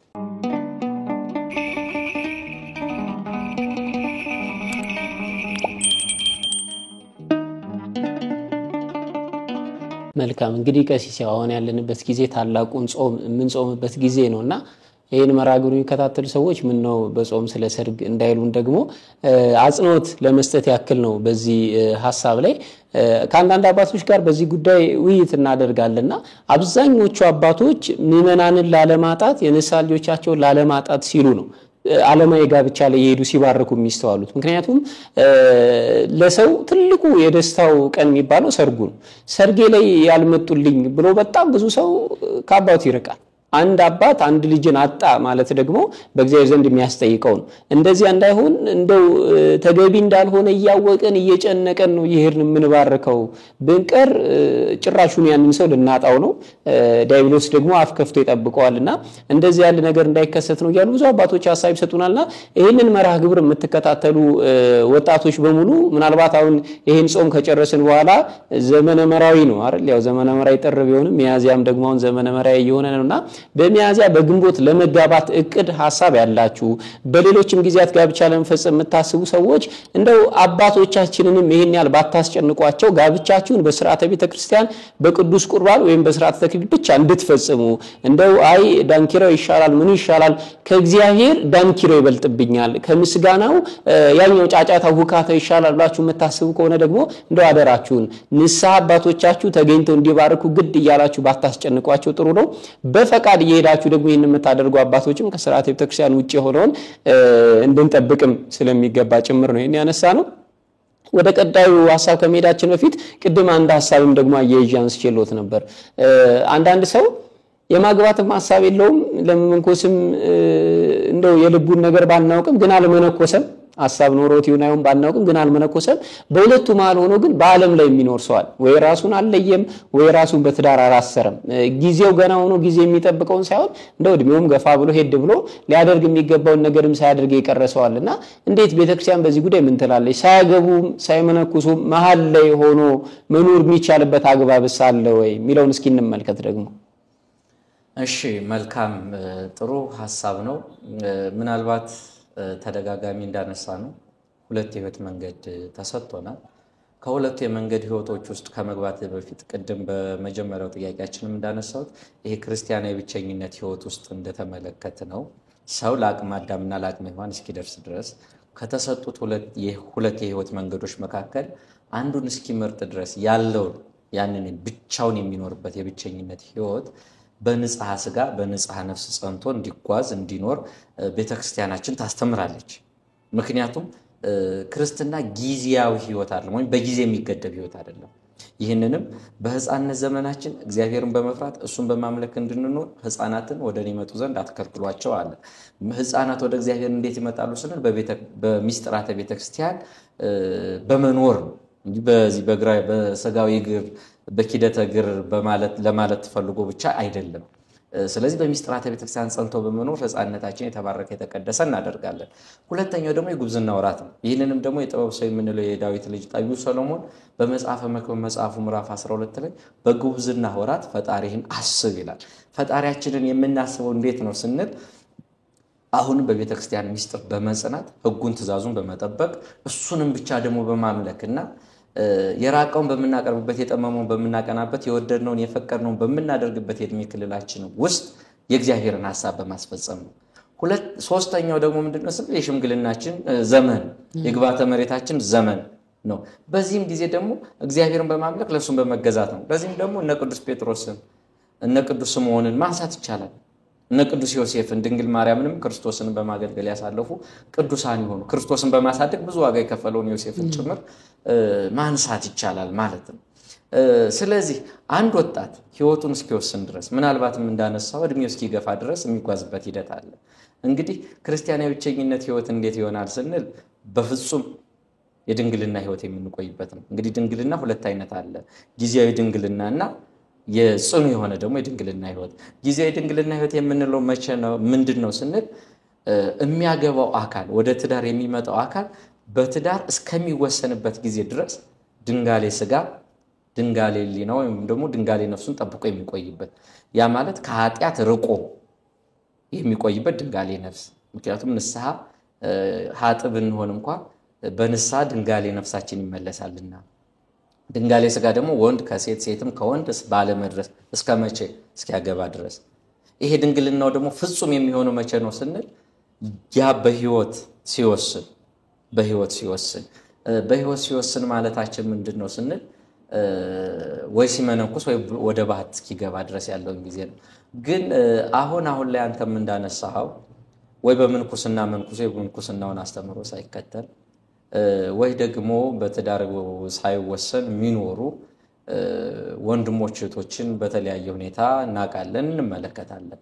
ምናልባት ስለ ምንኩስና ስናነሳ 3 አይነት የምንኩስና አይነቶች አሉ። አንደኛው ከማህበረሰቡ ሳይርቅ በማህበረሰቡ ውስጥ እየኖረ በተጋድሎ ግን የሚጸና ከማህበረሰቡ እንዳይልቅ። እንግዲህ የምንለካው በተሰጠን መንፈሳዊና የእምነት ደረጃ ነው። ስለዚህ ምናልባት ልዩ የሆነ ምክንያቶችን የሚጠቅሱ አሉ። አዛውንት የሆኑ ወላጆች ያሉባቸው፣ የሚያግዙት የሚረዱት አካል ያለበት፣ የጤና ችግር ያለበት፣ ከዛ ደግሞ ያንን የጤና ችግር ደግሞ ለመቅረፍ ደግሞ የእምነት ደረጃ አለ። አሁን በእምነት የበረቱት ደግሞ መንፈሳዊ በሆነ ሜዲኬሽን ወይም ደግሞ መንፈሳዊ በሆነ ሂደት በእምነታቸው ልክ ሲደረግላቸው እናያለን። ስለዚህ አንደኛው የምንኩስና አይነት ጥቁር ራስ የምንለው ቆብ አይጭንም ወይም ደግሞ ስርዓተ ምንኩስናውን ቀሚሱን ምኑንም አይለብስም፣ ህዝባዊ ምዕመን ይመስላል፣ ግን በተጋድሎ ይቆያል፣ በተጋድሎ ይኖራል። ብዙ ወንድሞችን ታገኛለህ በተለያዩ የመንግስት መስሪያ ቤቶች፣ የግል የሥራ ተቋማት ውስጥ የምንኩስናን የተጋድሎ ህይወት የሚኖሩ በሱፍ ውስጥ ሆነው እንደ መነኮሳት የሚኖሩ ቅናተ ዮሐንስ ልዩ ሆኑ የተጋድሎ ህይወቶችን ታጥቀው የሚጓዙ አብዝቶ ከመብላት አብዝቶ ከመጠጣት ስጋ የምትፈልገውን ነገር ሁሉ በመከልከል የሚኖሩት በማህበረሰብ ውስጥ ነው። አብረዋሉ፣ ስራ ይሰራሉ፣ ቤተሰቦቻቸው በዙሪያቸው ያሉትን አካላት ይረዳሉ። ግን ህይወታቸው የተጋድሎ ህይወት ነው። መነኮሳት የሚያደርጉትን ነገር ይሄ አንደኛው ሂደትና መስመር ነው። ለምን? ለዛ ስላልጋበዛቸው ወደዛ እንዲገቡ ምቹ ሁኔታን ስላላገኙ።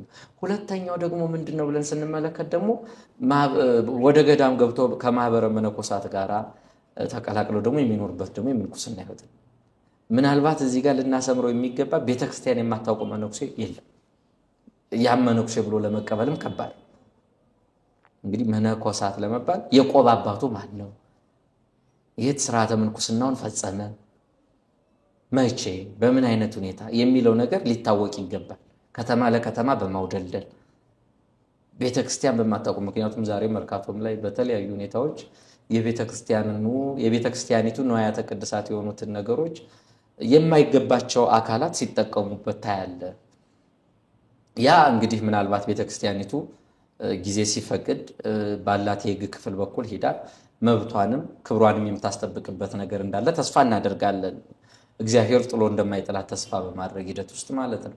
ስለዚህ መነኩሴ የምንለው በአበብኔቱ ፍቃድ፣ በመምህሩ ፍቃድ፣ በአባቱ ፍቃድ ካልሆነ ብቻ በቀር ከገዳሙ የማይወጣ በገዳም ተወስኖ በስርዓተ ገዳሙ ልክ መሰረት የሚጓዝ የሚመራ አካል። ከዛ ሶስተኞቹ ደግሞ ከዚህም ደግሞ ይርቃሉ። ከገዳም ከዚህ ከማህበረ መነኮሳቱ ተለይተው ስማቸው ቢጠራ እንኳን እነሱ የማይታወቁበት በረሃ ፈፋ ወድቀው ጤዛ ለሰው ድንጋይ ተንተርሰው ፍጹም በሆነ የተጋድሎ ህይወት የሚኖሩ ደግሞ መናንያን ደግሞ አሉ።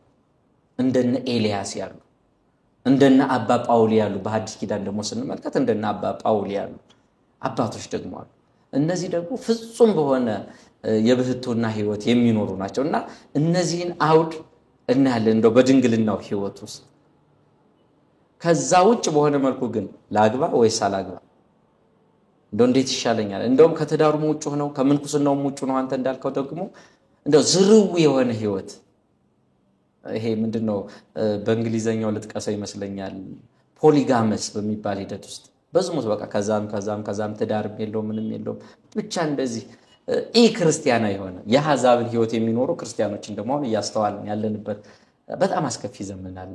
ይህ ችግሩ ምንድነው ስንል እንደው ቅዱሙም ጋር ካለው አንፃር እንደው አደራ ብዬ ላስተላልፍ የምፈልገው አንድ ሐሳብ ስላለኝ ነው። ይህ ሁሉ ችግርና ክፍተት እየመጣ ያለው እውነት መምህራን ነን ባዮችኛ አባቶች ነን ባዮችኛ ልጆቻችንን እግዚአብሔርን እንዲያውቁ እግዚአብሔርን እንዲፈሩ ለሱም እንዲገዙ በማድረግ ልክ እያስተማርን ስላላሳደግናቸው እኔ በጣም አሁን በንስሐ ልጅና በንስሐ አባት ግንኙነት ውስጥ እንደው አውዳችን ስላልሆነ ወደዛ ውስጥ አልሄድም አባት ልጁን መጠበቅ ባለበት አባት ልጁ ዋጋ በመክፈል ባለበት ልክ እየከፈለ የልጁ ስተት ምክንያቱም እሳት ሳይቃጠል በቅጠል ይባላል ኃጢያት ስር ሰዶ ግንድ አውጥቶ ቅርንጫፍን ፍሬም ከማፍራቱ በፊት በእንጭጭነቱ የሚጠፋ የሚገባበት የልጆቻችንን ማህበራዊ ህይወታቸው መንፈሳዊ ህይወታቸውን አካዳሚክ በትምህርትም አካዳሚክ ህይወታቸውን ተማሪዎች ከሆኑ ሰራተኞች ከሆኑም ደግሞ በስራ ህይወታቸው የሚኖራቸው ነገር አስተውለን መርምረን ያያየን ልንጠብቃቸው ይገባል አንድ ሰው ተለወጠ የሚባለው እነዚህ ነገሮች እየተለወጡ ሲሆኑ ከነዚህ አንዱ ነገሩ ቢታመም ያ ሰው ጤነኛ ይሆናል ማህበራዊ ህይወቱ ከታመመ ኢኮኖሚያዊ ወይም ደግሞ አካዳሚክ ትምህርታዊ ህይወቱ ከታመመ መንፈሳዊ ህይወቱን ይረብሻል ሰው ደሃ ከሆነ ይሰርቃል ከሰረቀ መንፈሳዊ ህይወቱ ይታመማል ስለዚህ እነዚህን ሶስት የህይወት መስኮች በደንብ እየተከታተለ ልጆቼ ምንጋናቸው ይያለ አባት መጠበቅ መቻል አለበት ዓለማዊነቱ እየሰፈነ እግዚአብሔርን ባለማወቅ መኖር እየጸና የመጣው ለምንድን ነው ስንል አልጠበቅም አበይት ባላትን ጠብቀን እንዴት ለመባረክ ጸበል ለመርጨት ዳቦ ለመቁረስ ካልሆነ በቀር የንስሐ ልጅና የንስሐ አባት ግንኙነት በዛ ልክ ይሆን አይደለም ስለዚህ ያልተንከባከቡት ዘርን እኮ ምንድነው ቅዱስ ጳውሎስ ይናገራል እቺን ተናግሬ ሊጨርስ እኔ ተከልኩ ይላል በዚህ በአንደኛ ቆሮንቶስ መልእክቱ ምዕራፍ 4 ላይ እኔ ተከልኩ አጵሎስ አጠጣ እግዚአብሔር ያሳድግ ነበር ይላል ስለዚህ ምናልባት የአባቶች ድርሻ ምንድነው ስንል መትከልና ማጠጣት እግዚአብሔርን በመውደድ እግዚአብሔርን በማፍቀር ምእመናንን ይተክላሉ ተክለው ግን ዞር አይሉ ምን ያደርጋሉ የእግዚአብሔርን የቃሉን ወተት በህፃንነት ዘመናቸው መጉረስ ማላመጥ በሚችሉበት ጊዜ ደግሞ የሚታኘከው የጸናውን ቃል እግዚአብሔር አጥንት ከመቆርጥ ስለዚህ ምን ያያረጉ እያሳደጉ እያጠጡ ቃል እግዚአብሔርን እያጠጡ መንፈሳዊነትን እያጠጡ ሰርቶ ማደር በአጠቃላይ ዓለማዊነትን የሚያርቅ መንፈሳዊነትን የሚያጸናው ነገር ሁሉ እያሳደጉ ከመጡ ይሄ የምናወራው ሁሉ ነገር አይመጣም ክርስቲያና ሆኖ ክርስቲያና የሆነ ስብናን የሚጓዘው ከምን አንፃር ነው ስንል ምንደኛ ጠባቂ ከመኖሩ አንፃር ነው እንደው ከበጉ ጥፋተኝነት ብቻ ሳይሆን ከጠባቂው ችግር ጭምር ስለሚሆን እንዳው የእረኝነቱን ስራ እየሰራን ያለን አባቶች በጣም በጥልቅ ልናስብ ይገባል ክርስቲያን ሆኖ ክርስቲያናዊ በሆነ ጋብቻ ስርዓት የሚፈጽም ከሆነ ይህ የኛ የጠባቂዎች ምንደኝነትን የሚገልጥ ነው እንጂ የበጉን ታማሚነት የበጉን ደግሞ መሰማሪያ ጋጡን ዘሎ የሚሄድ አውዱን ዘሎ የሚሄድ ብቻ አይደለም የኛ የማሰማራት ችግር ነው በወንጌል ዙሪያ እናሰማራቸው እግዚአብሔርን በመፍራት ዙሪያ እናሰማራቸው እግዚአብሔርን በመውደድ ዙሪያ እናሰማራቸው ከኃጢያት ጣዕም ይልቅ የእግዚአብሔርን ጣዕም እንትከልባቸው ከዓለማዊነት ጣዕም ይልቅ የወንጌልን ጣዕም እንትከልባቸው ምክንያቱም ያልዘራነውን ያላጠጣነውን ነገር መኸር ሲደርስ ልንሰበስብ አንችልም በምንደኝነት የሚዘራ በፍትወተ ሥጋ የሚዘራ በቸልተኝነት የሚዘራ ጠባቂና እረኛ መበስበስን ያጭዳልና የሚለው ነገር ነው ለማንሳት የምወደው እግዚአብሔር ይስጥልኝ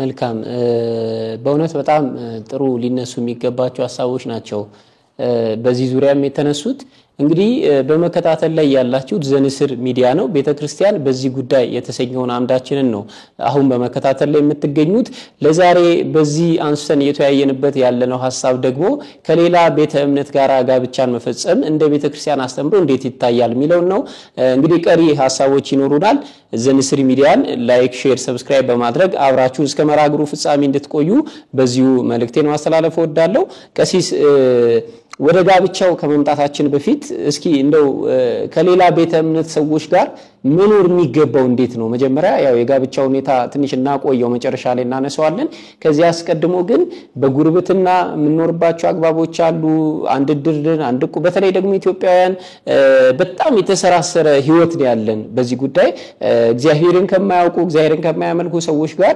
ማህበራዊ ህይወታችን ትስስር ያለው መለያየት የምንችልበት ማግባብ የለም። የኢትዮጵያ የሚባለው ባህላችን አንድ አድርጎ ያኖረን ያለበት መንገር ነው ያለውና እንዴት ነው በሌላ እምነት ካሉ ሰዎች ጋር ልንኖር የሚገባው የሚለውን እስኪ እናንሳ ደግሞ። እሺ እግዚአብሔር ይስጥልኝ። እዚህ ጋር ሁለት መሰረታዊ መጽሐፍ ቅዱስ ጥቅሶችን አነሳና እነሱን መሰረት አድርጌ አጠርባለ ደቂቃ ለማቅረብ ልሞክር።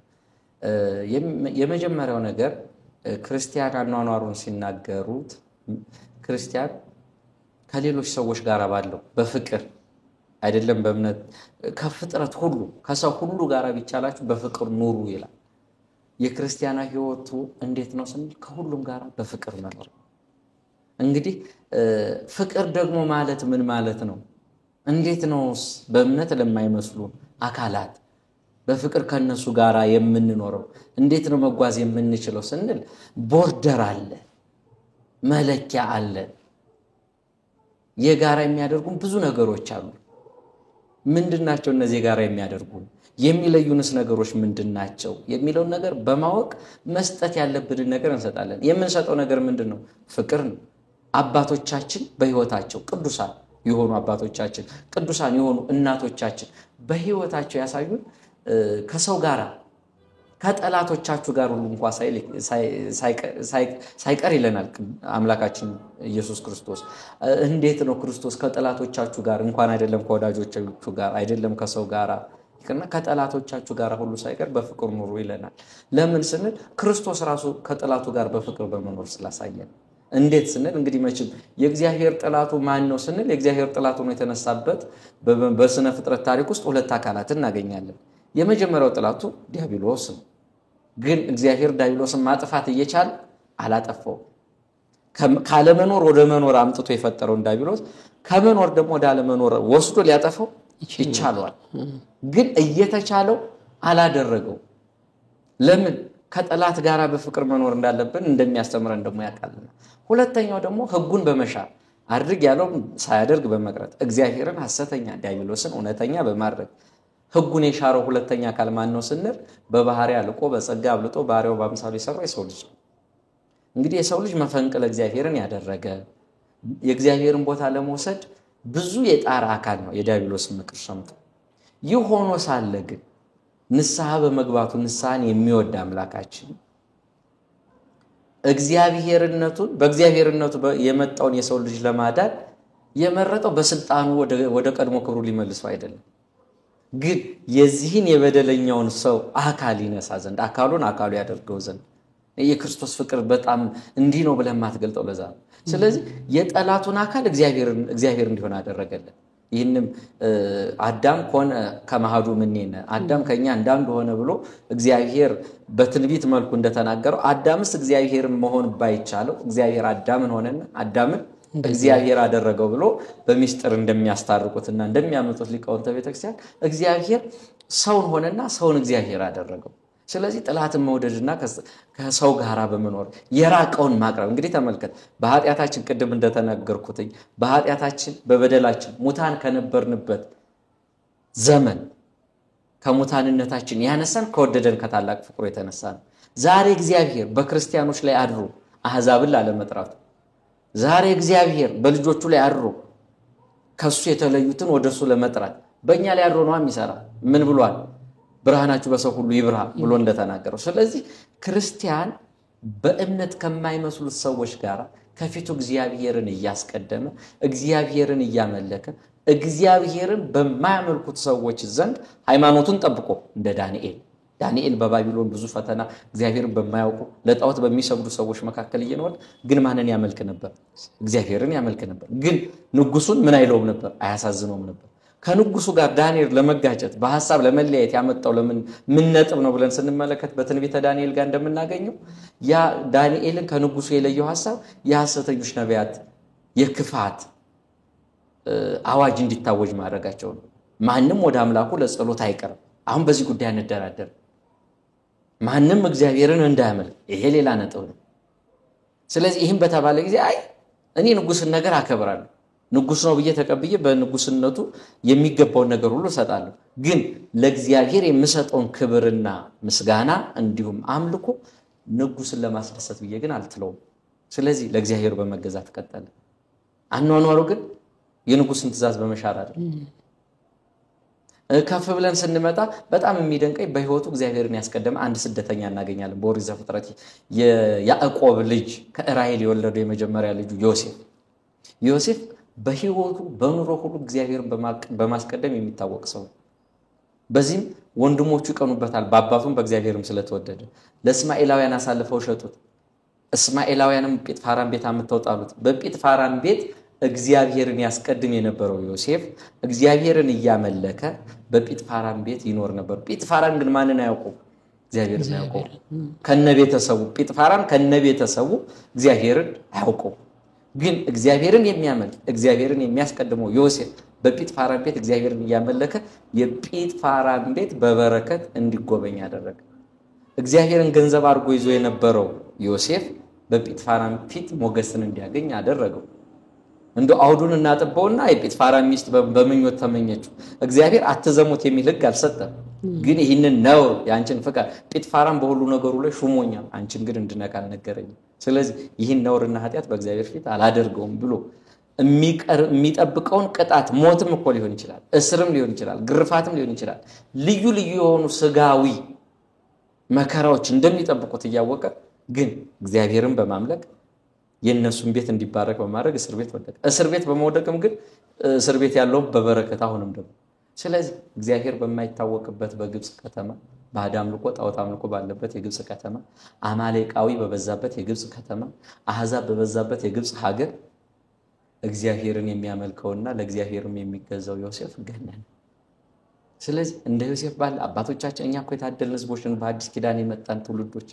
ለምን ብሉያት ከሐዲሳት ጋር የቅዱሳን የተጋድሎ ህይወት ገድላትን ደርሳናትን በማንበብ በማየት የምንመለከተው ህይወት አለ። የሚዳሰስ ህይወት፣ የሚጨበጥ ህይወት እንዴት እንኖር በሚለው አንደኛው አውድ ይሄ ነው። ሁለተኛው አውድ ደግሞ እናንተን እያዩ የሰማይ አባታችሁን ያመሰግኑ ዘንድ ብርሃናችሁ በዓለም ሁሉ የበራ ይሁን እንደተባለው አሕዛብን ወደ እግዚአብሔር የምንስብበት እርሱን ወደ ማምለክ እንዲመጡ የምናደርግበት መሰረታዊ ዓላማ ክርስቲያን ማለት ማን ነው የሚለው በማህበራዊ ህይወታችን ባለን አብሮ በመኖር ህይወት ውስጥ በመግለጥ እንዲህ ባለ መልኩ ንጽ ጠብቀን ሃይማኖታችንን ጠብቀን ግን በፍጹም ፍቅር ከነፍሳችን በመውደድ ለኛ የሚደረግልን ሁሉ ለነሱ በማድረግ ሲቻል እግዚአብሔር እንዲያውቁት በማስቻል እግዚአብሔር እንዲያውቁት የምናስችለው እንዴት ነው? በኑሯችን ለእግዚአብሔር ያለንን ተአምኖት በፊታቸው በመግለጥ። ምክንያቱም ክርስቶስ ከሚያምኑትም ጋር ከማያምኑትም ጋር እንዴት ባለ ህይወት ውስጥ ኖሮ ህዝብና አሕዛብን ወደ ህዝበ እግዚአብሔርነት ወደ ክርስቲያንነት እንደጠራ እናያለን። የሱን ፍኖት የተከተሉት ሐዋርያትም 12ቱ ነው ዓለምን ሁሉ ከአሕዛብነት ወደ ህዝበ እግዚአብሔርነት ወደ ክርስቲያንነት የጠሩት በኑሯቸው በሂደታቸው እውነተኛ ሃይማኖት እግዚአብሔርን ማምለክ ለሱም መገዛት መሆኑን በጥበብ በመግለጣቸው። ስለዚህ እኛም በጥበብ ልንጓዝ ይገባል። ግን እግዚአብሔርን በመካድ አይደለም። እግዚአብሔርን በመካድ እግዚአብሔርን በማሳዘን የምናስደስተው ሰው የለም። እግዚአብሔርን በመጥላት እግዚአብሔርን ባለማፍቀር የምንወደው ሰው የለም። ባል ሚስቱን የሚወዳት እግዚአብሔርን በመውደድ ፍቅር፣ ሚስት ባሏን የምትወደው እግዚአብሔርን በመውደድ ፍቅር ነው። ወላጆች ልጆቻቸውን የሚወዱት እግዚአብሔርን በመውደድ ፍቅር፣ ልጆችም ለወላጆቻቸው የሚታዘዙ ወላጆቻቸውን የሚወዱት እግዚአብሔርን በመውደድ ፍቅር። ሰው ክርስቲያን እንደመሆን የሰው ልጆች ሁሉ የምንወደው የሰው ልጅ ሁሉ የማን ስራ ነውና? የእግዚአብሔር ስራ ነውና። ስለዚህ እግዚአብሔር በወደዳቸው ልክ እኛ የሰው ልጆች እንወዳለን። ክርስቶስ በወደዳቸው ልክ ሰዎችን እንወዳለን። መውደዳችንን ደግሞ የምንገልጠው ስጋዊና ጊዜያዊ የሆነ ስጦታን በመስጠት ሳይሆን እግዚአብሔርን እንዲያውቁ እሱን እንዲያመልኩ የክርስቶስ ልጆች እንዲሆኑ ሀብተ ወልድና ስመ ክርስትና ገንዘብ እንዲያደርጉ እስከማድረግ ድረስ። ይህ ግን የሚሆነው በቃል በማስተማር ብቻ አይደለም፣ በህይወት በኑሮ ክርስቲያን በመሆን ጭምር ነው። ክርስቲያን በመሆን አሕዛብን መጥራት እንችላለን። በህይወታችን መንፈስ ቅዱስ እንዲሰራ ስንፈቅድለት በእኛ ላይ ያለ መንፈስ ቅዱስ በእነሱ ላይ ያለው መንፈስ ርኩስ ያርቃል። ምክንያቱም መኑ ዘይደምሮ ክርስቶስ ምስለ ብሔርሆ ይለናልና ቅዱስ ጳውሎስ ክርስቶስን ከሰይጣን ጋር ሰይጣን ከክርስቶስ ጋር አንድ ማን ያደርገዋል? ስለዚህ በእነሱ ላይ ያለ መንፈስ ጽርፈት እንኳን ካለ ርኩስ መንፈስ እንኳን ካለ የማራቅ ኃይል እንዲኖረው በእኛ ላይ መንፈስ ቅዱስ እንዲሰራ በእኛ ላይ እግዚአብሔር እንዲሰራ ስናደርግ እግዚአብሔር በሚወደን ፍቅር እነሱን ስንወዳቸው ያለንን ስናካፍላቸው ይገባል በሚለው ያዝልኝ ጥሩ ነው ብዬ አስባለሁ።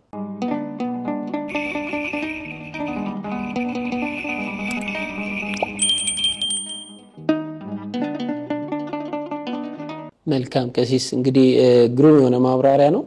አሁን በዘመናችን በጣም ብዙ ሰው እንኳን በሌላ እምነት ካሉ ሰዎች ጋራ ተፋቅሮ ተዋዶ ሊኖር ቀርቶ ባንድ እምነት ያሉ ካንድ እናት ካንድ አባት የተወለዱ ወንድምና እህት ወንድማማቾች ታማቾች እንኳን ተፋቅረው መኖር ያልቻሉበት ጊዜ ላይ ደርሰናልና ይሄ በጣም ወሳኝ የሆነ መልእክት ነው። እግዚአብሔርን የማያውቁ ሰዎች ጋር እንኳን በፍቅር በአንድነት ልኖር ያስፈልጋል። ሃይማኖታችን ገደብ ነው። ያንን ገደብ አበጅተንለት ከሃይማኖት ስርዓት ውጪ የሚያደርጉን ነገሮች ከማድረግ ተከልክለን የሰዎችን ሃይማኖት አክብረን ለሰዎች እምነት ለሚያመልኩት ለየትኛውም ነገር ክብር ሰተን ሰው ድንጋይ ማምለክ እኮ መብቱ ነው አይደል? የትኛውንም ነገር ሰው ማምለክ መብቱ ነው። ለዚያ ክብር ሰተን የሰውን እምነትም ሳንዘልፍ የራሳችንን እምነት ደግሞ በቃል ሳይሆን በተግባር እምነታችንን እያሳየን እግዚአብሔርን በእኛ ውስጥ እንዲገለጥ አድርገን ሰዎችን ማርከን ወደ ሃይማኖት ልናመጣ ይገባል። እውነተኛይቱ መንገድ እንደሆነች እናምናለን። ወደ እውነተኛይቱ መንገድ ደግሞ በግድ ሳይሆን በፍቅር ሰዎችን ሐዋርያት እኮ ፍቅራቸው ሌሎችን ይጠራ ነበር። እንደ ያለ የፍቅር ህይወት ሊኖረን ይገባል ማለት ነው። በጣም መልካም የሆነ ጊዜ ነው ያሳልፈን ያለ ነው። የመጨረሻው የተነሳንበት የውይይታችንም ኃይለ ቃል መነሻ ሐሳባችን ይሄ ነውና አብሮ መኖር በጉርብትና በተለያዩ ነገሮች እንደሚቻል ብቻ ሳይሆን በፍቅር ሊሆን እንደሚገባ አንስተናል። እንደው በትዳርስ ሲሆን ወደሚለው ደግሞ እንምጣ። በጣም ብዙ ወጣቶች አሁን ላይ እየተቸገሩ ያሉበትም ነገር ይሄ ይመስለኛል። በጣም ብዙ ሰው ትዳር እንኳን ያልመሰረቱ በዚህ በተቃራኒ ጾታ የፍቅር ህይወት ውስጥ ያሉ ሰዎች ጮኞቻቸው ወይ ፕሮቴስታንት ወይ ደግሞ የእስልምና እምነት ተከታዮች ወይ ደግሞ በሌላ ቤተ እምነት ውስጥ ያሉ ሰዎች ሆኑና እንዴት ነው ማደርገው የሚል ጭንቀት የሚይዛቸው ጋብቻም ደግሞ አልፎ ተርፎ ከሌላ ቤተ እምነት ሰዎች ጋር ፈጽመው በአንድ ጥላ ስር እየኖሩ ያሉ ሰዎች እንደው በመግባባት አይ ስንወልደኮ አሳምኛለሁ ክርስትና ይነሳል ልጃችን የሚሉ አይነት ሰዎችም ደግሞ ይስተዋላሉና በህክሳን ምንድነው የምትለው? ሌላ እምነት ካላቸው ሰዎች ጋር ጋብቻን መመስረት ይቻላል ወይ? ቅድመ ጋብቻ ያለ ህይወት የጮኝነት ዘመን ተብሎ ይነገራልና ቅድመ ጋብቻ ሰው ሊያስብ የሚገባው ነገር ምንድነው? እንደ ክራይቴሪያ እንደ መስፈርት መቼስ ኦርቶዶክሳውያን ወደ ጋብቻ ስንገባ የትኛውም ሰው ጋብቻ ሲፈጽም መስፈርታል። ዝም ተነስቶ ያገኘውን ሰው አያገባም። ምክንያቱም ዘላቂውን ህይወት ስለሆነ ማለት ነው። ሰው ቤት ለመግዛት ዕቃ ለመግዛት እንኳን እንደው ክራይቴሪያ አለው አይደል? እንዲህ ያለውን ዕቃ ይሄን ያህል ጊዜ የሚቆይ እንደዚህ ብሎ ይገዛል። ትዳርን የመሰለ ታላቅ ህይወትም ሲመሰርት ደግሞ ፈቃደ እግዚአብሔርን ጠይቆ የሚያያቸውም ደግሞ በጎ የሆኑ ምልከታው አብርሃም ኢያዕብርን ለይስሐቅ ሚስት እንዲያመጣ ሲልከው መጽሐፍም ላይ የምናስተውለው ኢያዕብር ክራይቴሪያ አውጥቷል አይደል? ገመዶችን መታጠጣ አብርሃም ደግሞ ከዘመዶች ወገን የሆነች ብሎ የነገረው ነገር አለና እኛም ልናስተውል የሚገባን መሰረታዊ ነገሮች እንዳሉ እሙን ነው ቤተክርስቲያን ታስተምራለች።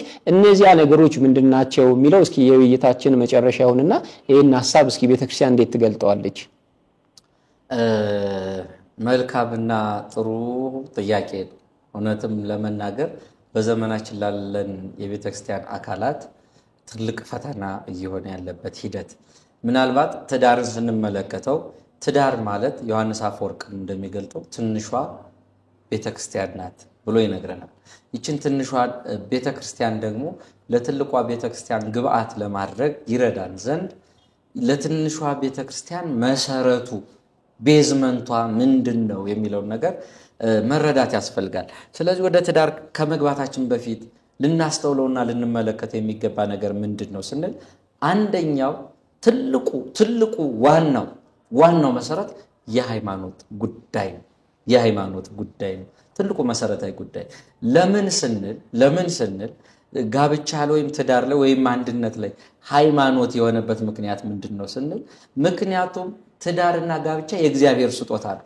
የእግዚአብሔር ምን አይነት ስጦታ ስንል ወደ እግዚአብሔር ለምናደርገው ጉዞ መንገድ ፍኖት ተደርጎ የተሰጠን የህይወት መንገድ ነው። ወዴት የምናደርገው ጉዞ? ወደ መንግስተ ሰማያት የምናደርገው ጉዞ፣ ወደ እግዚአብሔር የምናደርገው ጉዞ። ስለዚህ ወደ እግዚአብሔር ለምናደርገው ጉዞ መሰረታዊ ጉዳይ ተደርጎ የተሰጠ ጋብቻ ዋና ዓላማው ምንድነው ስንል ሃይማኖትን ዋና ዓላማ ያደርጋል። ስለዚህ ቤተክርስቲያናችን ምን ታስተምረናለች? ምን ትነግረናለች? ሃይማኖትን ከመጠበቅ አንፃር በትዳር ውስጥ ብለን ስንመለከት እንግዲህ ትዳር ከሁለትነት ወደ አንድነት የምንመጣበት እግዚአብሔር መንፈስ ቅዱስ የሚመራው ቅድም የሰጠነው ትርጓሜ ያለ ያንን ትርጓሜ የሚጠብቀው ደግሞ ባልም ሚስትም በህይወታቸው ማንን የሚያመልኩ ለማን የሚገዙ ናቸው ስንል ለእግዚአብሔር የሚገዙ እግዚአብሔርን የሚያመልኩ በህይወታቸው እግዚአብሔርን ያከበሩ በህይወታቸው ለእግዚአብሔር የሚንበረከኩ ለእግዚአብሔር የሚገዙ ትዳር ውስጥ ትዳር የሚሆነው እንዴት ነው? እግዚአብሔር አንድ ሲያደርገው ነው። እግዚአብሔር ሲገኝበት ትዳር ውስጥ እግዚአብሔር የሚገኘው በምንድነው? ቤተክርስቲያን በሚሰጡ ሚስጥራተ ቤተክርስቲያን አማካኝነት በቅዱስ ሥጋው በክቡር ደሙ አማካኝነት ይህ ከሆነ ወደ ቁርባኑ ለመቅረብ ከሚያስፈልጉ መሰረታዊ መስፈርቶች መካከል አንዱ ምንድነው? ሃይማኖት። ስለዚህ በሃይማኖት ከማይመስሉን ሰዎች ጋር በማይመች አካሄድ አትጠመዳል። ምን ሄድበት አውድ አለ ከነሱ ጋር የምንሄድበት አውድ ቅድም ያነሳነው ማህበራዊ ህይወት በማህበራዊ ህይወት ውስጥ ከሁሉም ጋራ በእምነት ከሚመስሉንም ከማይመስሉንም ጋራ በፍቅር ተዋደን እንኖራለን። በትንሿ ቤተክርስቲያን በትዳር ህይወት ግን በእምነት ከሚመስሉን ጋራ እንግዲህ ቤቱ አንድ ነው። ራሱ ስንት ነው? ለዛ ቤት ራሱ ስንት ነው? ራሱ አንድ ነው። አካሏ ስንት ናት? አካሏም አንድ ናት። ስለዚህ ራስ በመሆን የሚወደው የሚመራው ማን ነው? ያንን ትዳር ቤተክርስቲያንን የሚመራት ኢየሱስ ክርስቶስ እግዚአብሔር መንፈስ ቅዱስ። ስለዚህ እግዚአብሔር መንፈስ ቅዱስ እንዲመራው ደግሞ ያንን የትዳር ተቋም መንፈስ ቅዱስ የሚሰራበት ምቹ የሆነ ምን ሊኖር ይገባል? የህይወት መስመር ሊኖር ይገባል። መንፈስ ቅዱስ እንዲሰራ ከሚያስችሉ ነገሮች መካከል ደግሞ አንዱ እግዚአብሔር ማምለክ ለሱ መገዛት። ግን በእምነት ከማይመቸን ሰው ጋራ በትዳር አንድ ለመሆን መሞከር ማለት ብርሃንን ከጨለማ ጋር አንድ ማድረግ ማሰብ ማለት። ስለዚህ በእምነት ከማይመስለው ሰው ጋራ በጋብቻ ለመተሳሰር የሚያስብ ሰው በእምነት ከማይመስለው ሰው ጋር በትዳር ከመተሳሰሩ በፊት መጀመሪያ ላይ ሁለት ነገሮችን አንድ ማድረግ ይጠበቅበታል።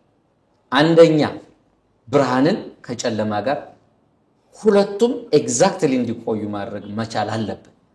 ግን ይሄን ማኑ ዘይደምሮ ብርሃን ምስለ ጽልመት ብሎ ጳውሎስ ይነግረናል በዚህ በቆሮንቶስ መልእክቱ ምዕራፍ 14 ላይ።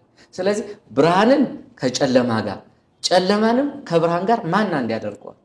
ብርሃን ሲኖር ጨለማ አይኖርም።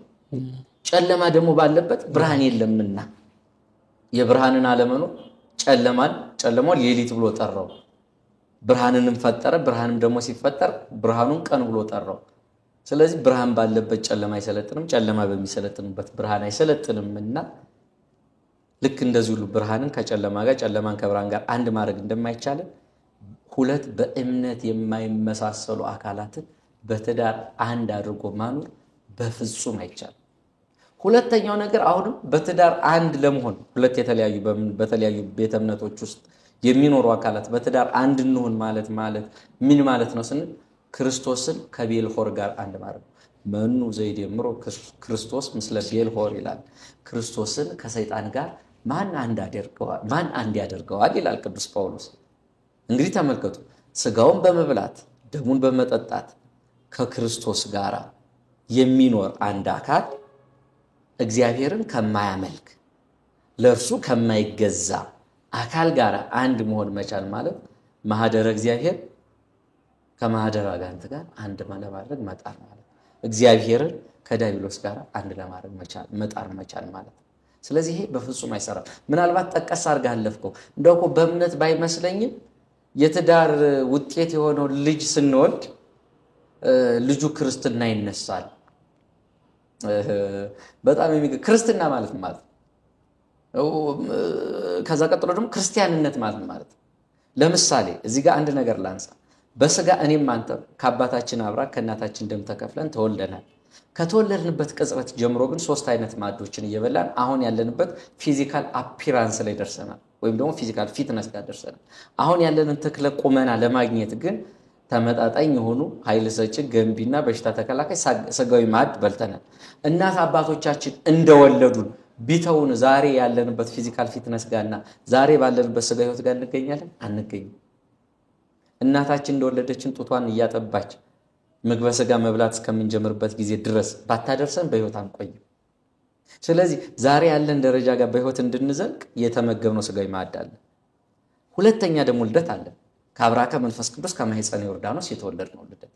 ይሄ ልደት ነው። ከእናታችን አብራክ ማን ነው ከአባታችን አብራክ ከእናታችን ደም እንደምንወለደው ቀዳማይ ልደት፣ ሁለተኛው ልደታችን ደግሞ ከአብራክ ከመንፈስ ቅዱስ ከማኅፀነ ዮርዳኖስ በአባቶቻችን በካህናት የተወለድነው ልደት ነው። በዚህ ልደት ካህናት ወልደው ትተውናል? አልተውንም። ለምን ሰጥተውናል? በሽታ ተከላካይ ኃይል ሰጭና ገንቢ ማዕድ ሰጥተውናል። ኃይል ሰጩ ቃል እግዚአብሔር የሰው ልጅ በእንጀራ ብቻ አይኖርም ይላል። አሁን ያዝነው መዋዕለ ጾሙን ሲጨርሰው ክርስቶስ ከገዳመ ቆሮንቶስ ሲወጣ ድንጋዮችን ዳቦ አድርግና እንብላለው የሰው ልጅ በእንጀራ ብቻ አይኖርም ከእግዚአብሔር አፍ በሚወጣው ቃል ጭምር እንጂ አለው። ይሄ ኃይል ሰጭ ነው። ኃይልን የምናገኘው ቃል እግዚአብሔርን በመማር ነው። ለዛ ነው ቅዱስ ጳውሎስ ለቆላስይስ ሰዎች በላከው መልእክቱ ምዕራፍ 3 ቁጥር 16 ላይ የእግዚአብሔር ቃል በመላት ይኖርባችሁ ኃይልን እንድታገኙ መንፈሳዊ ብርታት እንዲኖራችሁ። ሁለተኛው ገንቢ ማዕድ ነው። እናት አባቶቻችሁ በዛ በስደት እያሉ መና ከሰማይ እየወረደ በሉ፣ ውሃም ከአለት እየፈለቀ ጠጡ አሉ። ግን ያንን መና በልተው በህይወት አልኖሩም። ዛሬ በሞተ ስጋ ሞተዋል። በልታችሁት በህይወት ትኖሩበት ዘንድ የምሰጣችሁ ከሰማይ እየወረደ የህይወት እንጀራ ቅዱስ ስጋ ክቡር ደሜ ነው። ስጋዬን የሚበላ ደሜን የሚጠጣ እርሱ የዘላለም ህይወት አለው ብሎ በዮሐንስ ወንጌል ምዕራፍ 6 ቁጥር 50 አካባቢ ጀምሮ ሲያስተምር ደግሞ እንመለከታለን። እኛ በክርስቶስ ክርስቶስ በእኛ ህልው የሚሆንበት ክርስቶስ ራሳችን እኛም አካላቶቹ ነን የምንኖርበት ሚስጥር ነው ቁርባን ወይም ስጋው ደግሞ። ሶስተኛው ሥርዓተ ቤተክርስቲያን እንደሚሰጠን በመንፈስ ፍሬ በትህትና በፍቅር በየዋህነት በጾም በጸሎት በተጋድሎ ጸንተን የምንኖርበት ደግሞ ማዕድ አለ። ስለዚህ እነዚህ ልጆች እነዚህ የትዳር አጋሮች በእምነት የማይመስሉ አካላት ተጋብተው በክርስትና ልጁ ተነሳ እግዚአብሔርን በመፍራት እነዚህን ሶስት ማዕዶችን በማብላት በመጠጣት እንዴት ነው ማሳደግ የሚቻለው? ከዛ ደግሞ የትዳር አጋሩ የሚደንቅ እኮ ነው። ሰንበተ ክርስቲያን ላይ ጠዋት ቤተክርስቲያን ይመጣል፣ ዕለተ ዓርብ ደግሞ ወደዛኛው ቤተ እምነት ሊሄድ ነው። ምናልባት ዕለተ እሁድ ከፕሮቴስታንቱ ጋር ከሆነ ጠዋት ለቅዳሴ እዚህ ሊመጣ ነው። ትንሽ ደግሞ 5-6 ሲሆን ደግሞ አምልኮ ብሎ ደግሞ ወደ ሌላ ቦታ ሊሄድ ነው። ስለዚህ ክርስቶስን ከሰይጣን ጋር ሰይጣንን ከክርስቶስ ጋር ለማስተባበር አንድ ለማድረግ መጣር የሚባለው ነገር ብርሃንን ከጨለማ ጋር አንድ ለማድረግ ከሚባለው አስተምሮ ጋር ሊጋጭብን ነው። ስለዚህ ምናልባት ይህን ለማድረግ ሞክሮ አይቻልም። ስለዚህ ብርሃንን ከጨለማ ጋር አንድ ማድረግ እንደማይቻለው ሰይጣንን ከክርስቶስ ጋር አንድ ማድረግ እንደማይቻለው በእምነት ከማይመስሉን ሰዎች ጋር በትዳር አንድ መሆን አይቻልም። በዛም ሂደት ውስጥ የሚመጣው ትውልድ ቅዱስ ብሩክ የሆነ ትውልድ ሊሆን አይችልም። ምክንያቱም አንድነቱ የሚጸናው ሁለቱም አካላት ወደ አንድነት የሚመጡ አካላት በአምልኮተ እግዚአብሔር በሕግ እግዚአብሔር ጸንተው ሲኖሩ ነው። ስለዚህ ቤተክርስቲያናችን በሃይማኖት ከማይመስል አካል ጋር ጋብቻን በፍጹም አትፈቅድም። አይደለም በሃይማኖት ከማይመስሉን አካላት ጋራ ምናልባት እዚህ ጋር እንደው አውዱን በደንብ እንድናውቀው ነው። ቅድም አለ የጮኝነት ጊዜ አለ፣ የመጠናናት ጊዜ አለ። በመጠናናትና በመተጫጨት ጊዜ የምናየው ነገር ምንድነው? ምኑን ነው የምናየው? ምኑን ነው የምንመለከተው ብለን ስንመለከት ይህ አካል ነገ ሚስቴ የምትሆነው አካል ነገ ባሌ የሚሆነው አካል ከእግዚአብሔር ብርቅ ወደ እግዚአብሔር ያቀርበኛል። መንፈሳዊ ዝለት ቢገጥመኝ መንፈሳዊ ብርታትን ይሰጠኛል። ባዝን ያስደስተኛል። ወደ እግዚአብሔር በማደርገው ፍኖት ድቀት ውድቀት ቢገጥመኝ ያንን መሰበሬን ያንን መጎዳቴን በመጠገን ይፈጽምልኛል የሚለውን ነገር በደንብ የሚያጤንበት ነው፣ በደንብ የሚመለከትበት ጊዜ ነው እንጂ ይሄ ምድራዊ ሀብት ምድራዊ ህይወትን መሰረት ያደረገ ብቻ አይደለም። በደንብ ልናየውና ልንመለከተው የሚገባ በዚህ ምድር የመኖሬን መሰረታዊ ዓላማ እውነተኛ የሆነውን ዓላማ ከእግዚአብሔር ጋር አንድ የሚያደርገኝን ዓላማ እንድፈጽም ያስችለኛል ወይ? በሃይማኖት ያጸናኛል ወይ? ይሄ ከሌለ አይተን የምንገባው ምናልባት እነዚህ በሃይማኖት የማይመሳሰሉ አካላት አንድ እንዲሆኑ ያስቻላቸው ምን አይነት ፍቅር ነው? ምናልባት እንደው ይሄ በፍቅር ዓለም ውስጥ ፈላስፎች 4 አይነት የፍቅር አይነት አለ እያሉ ይናገራሉና አንደኛውና መሰረታዊ የፍቅር አይነት ለማየት ልሞክር። ይሄ ምንድነው? ያለ ዋጋ እንዲሁ መውደድና ጎዶሎ መሙላት። ይህ ምንድነው ብለን ስንመለከት የሰው ልጅ ከእግዚአብሔር እንዳይርቅ ባል ሚስቱን ጎዶሎዋን ይሞላል። ወደ ማን ያቀርባት ዘንድ? ወደ እግዚአብሔር ያቀርባት ዘንድ። ሚስት ለባሏ ጎዶሎዋን ትሞላለች። ወደ ማን ታቀርበው ዘንድ? ወደ እግዚአብሔር ታቀርበው ዘንድ። ግን አንደኛው ኦሬዲ ጎሏል፣ እግዚአብሔርን ባለማምለክ መሰረታዊ የሆነ የቤተክርስቲያን አስተምሮ የለውም። እግዚአብሔር በህይወቱ እንዲሰራ ህይወቱን ለእግዚአብሔር አልሰጠም። ለእግዚአብሔር ያልሆነ ሰው እንዴት ለኔ ሊሆን ይችላል? ስለዚህ ወደ እግዚአብሔር በማደርገው ጉዞ ወደ እግዚአብሔር ያቀርበኛል ብዬ የሚይዘው ሰው በመጀመሪያ እሱ ከማን ጋር ያለ መሆን ይገባዋል? ከእግዚአብሔር ጋር ይሆን። ከእግዚአብሔር የራቀ አካል ወደ እግዚአብሔር ሊያቀርበኝ አይችልም። ከእግዚአብሔር የተለየ አካል ከእግዚአብሔር ጋር አንድ ሊያደርገኝ አይችልም። ስለዚህ ለትዳር አጋር ለህይወቴ አጋር የማደርገው ነገ ለልጄም ለሚፈሩትም ልጆች ለሚፈሩትም ትውልዶች መሰረት የሆነ ትውልድ የሚፈራው እግዚአብሔርን ያስቀደመ አካል በመሆኑ መልካም። ከዚህ ጋር ቀሲስ እንትን እናድርገውና እንደ መውጫም እንዲሆነን አያይዘው መልእክት እንዲያስተላልፉ ስለፈለኩ ነውና ገና ወደ ጋብቻ ያልደረሱ ግን በጮኝነት ህይወት ውስጥ ያሉ አሉና ጮኛዬ ፕሮቴስታንት ነው ወይም ደግሞ የሌላ እምነት ተከታይ ነው ግን በጣም ነው የምወደው እንዴት አድርጌ ነው ማቆም የምችለው? በጣም ነው የምወዳት እንዴት አድርጌ ነው ማቆም የምችለው ሚል ጥያቄ በጣም ሲስተዋል እንሰማለና እንደው እስኪ በጣም ባጭሩ ለነዚህ ሰዎች ምን መልእክት እናስተላልፍ መውጫ እንዲሆነን ማለት ነው? እምወዳት ማፈቅራት ወይም ወደው ማፈቅረው ጥሩ ጥያቄ ነው። ማንንም እንግዲህ ቅድም ለማንሳት ሞክሬያለሁ። ፍቅር አንደኛው ፍቅር አይነት እግዚአብሔር ይሄን ዓለም የወደደበት ፍቅር ነው። ከዛ ደግሞ እግዚአብሔር ፍቅር ነውና ቅዱስ መጽሐፍም እንደሚነግረን በፍቅር ኑሩ ተፋቀሩ በበይናቲክሙ እያለ በተለያየ መጽሐፍ ቅዱስ ክፍል የተለያዩ ቅዱሳን የእግዚአብሔርን ሐሳብና ዓላማ ሲያስተላልፉልን እናያለን። ተፋቅረን ተዋደን እንድንኖር የመጽሐፍ ቅዱስ ትእዛዝ ነው። ግን ፍቅራችን በምን ይሆናል ስንል ባል ሚስቱን የሚወዳት እግዚአብሔርን በመውደድ ነው። ወደ እግዚአብሔር ያቀርባት ዘንድ ሚስትም ባሏል እጮኛም እጮኛው ምናልባት በሁለቱ መካከል ፍቅር ካለ እግዚአብሔርን የሚያመልከው አካል ያን በእምነት የማይመስለውን አካል ወደ እግዚአብሔር ማምጣት ከቻለ ምክንያቱም ሰው እግዚአብሔርን ሳይወድ እኔን ሊወደኝ ይችላል። ፍቅር ከሁለቱም አንግል ነው የሚሆነው። እግዚአብሔር ለኛ ያለው ፍቅር አለ፣ እኛ ደግሞ ለእግዚአብሔር የምንመልሰው ፍቅር አለ። ስነ ፍጥረት የተሳሰረው በዚህ ነው። ቅዱሳንን ቅዱሳን ብለን የምንጠራው እግዚአብሔር ቅዱሳንን ወዷል። እግዚአብሔር ግን ቅዱሳንን ብቻ አይደለም ቅዱሳን እግዚአብሔርን ጭምር ወዷል። ምናልባት አውዴን እንዳልዘላ አድርጌ ለዚህ እንዲረዳን አንድ ሐሳብ ላንሳ።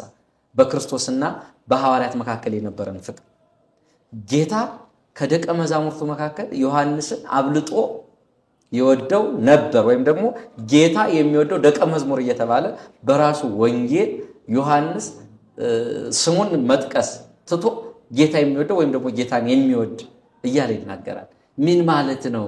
ክርስቶስ ሰውን በማፍቀር አንዱን ከሌላው አብልጦ በመውደድ ያዳላል ወይ?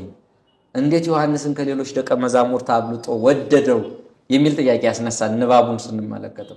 ይህን ግን ሊቃውንተ ቤተክርስቲያን ምን ይላሉ? እግዚአብሔር ደቀ መዛሙርቱን ይወዳቸው ክርስቶስ ደቀ መዛሙርቱን ይወዳቸው የነበረው እነሱ በሚወዱት ልክ ነበር።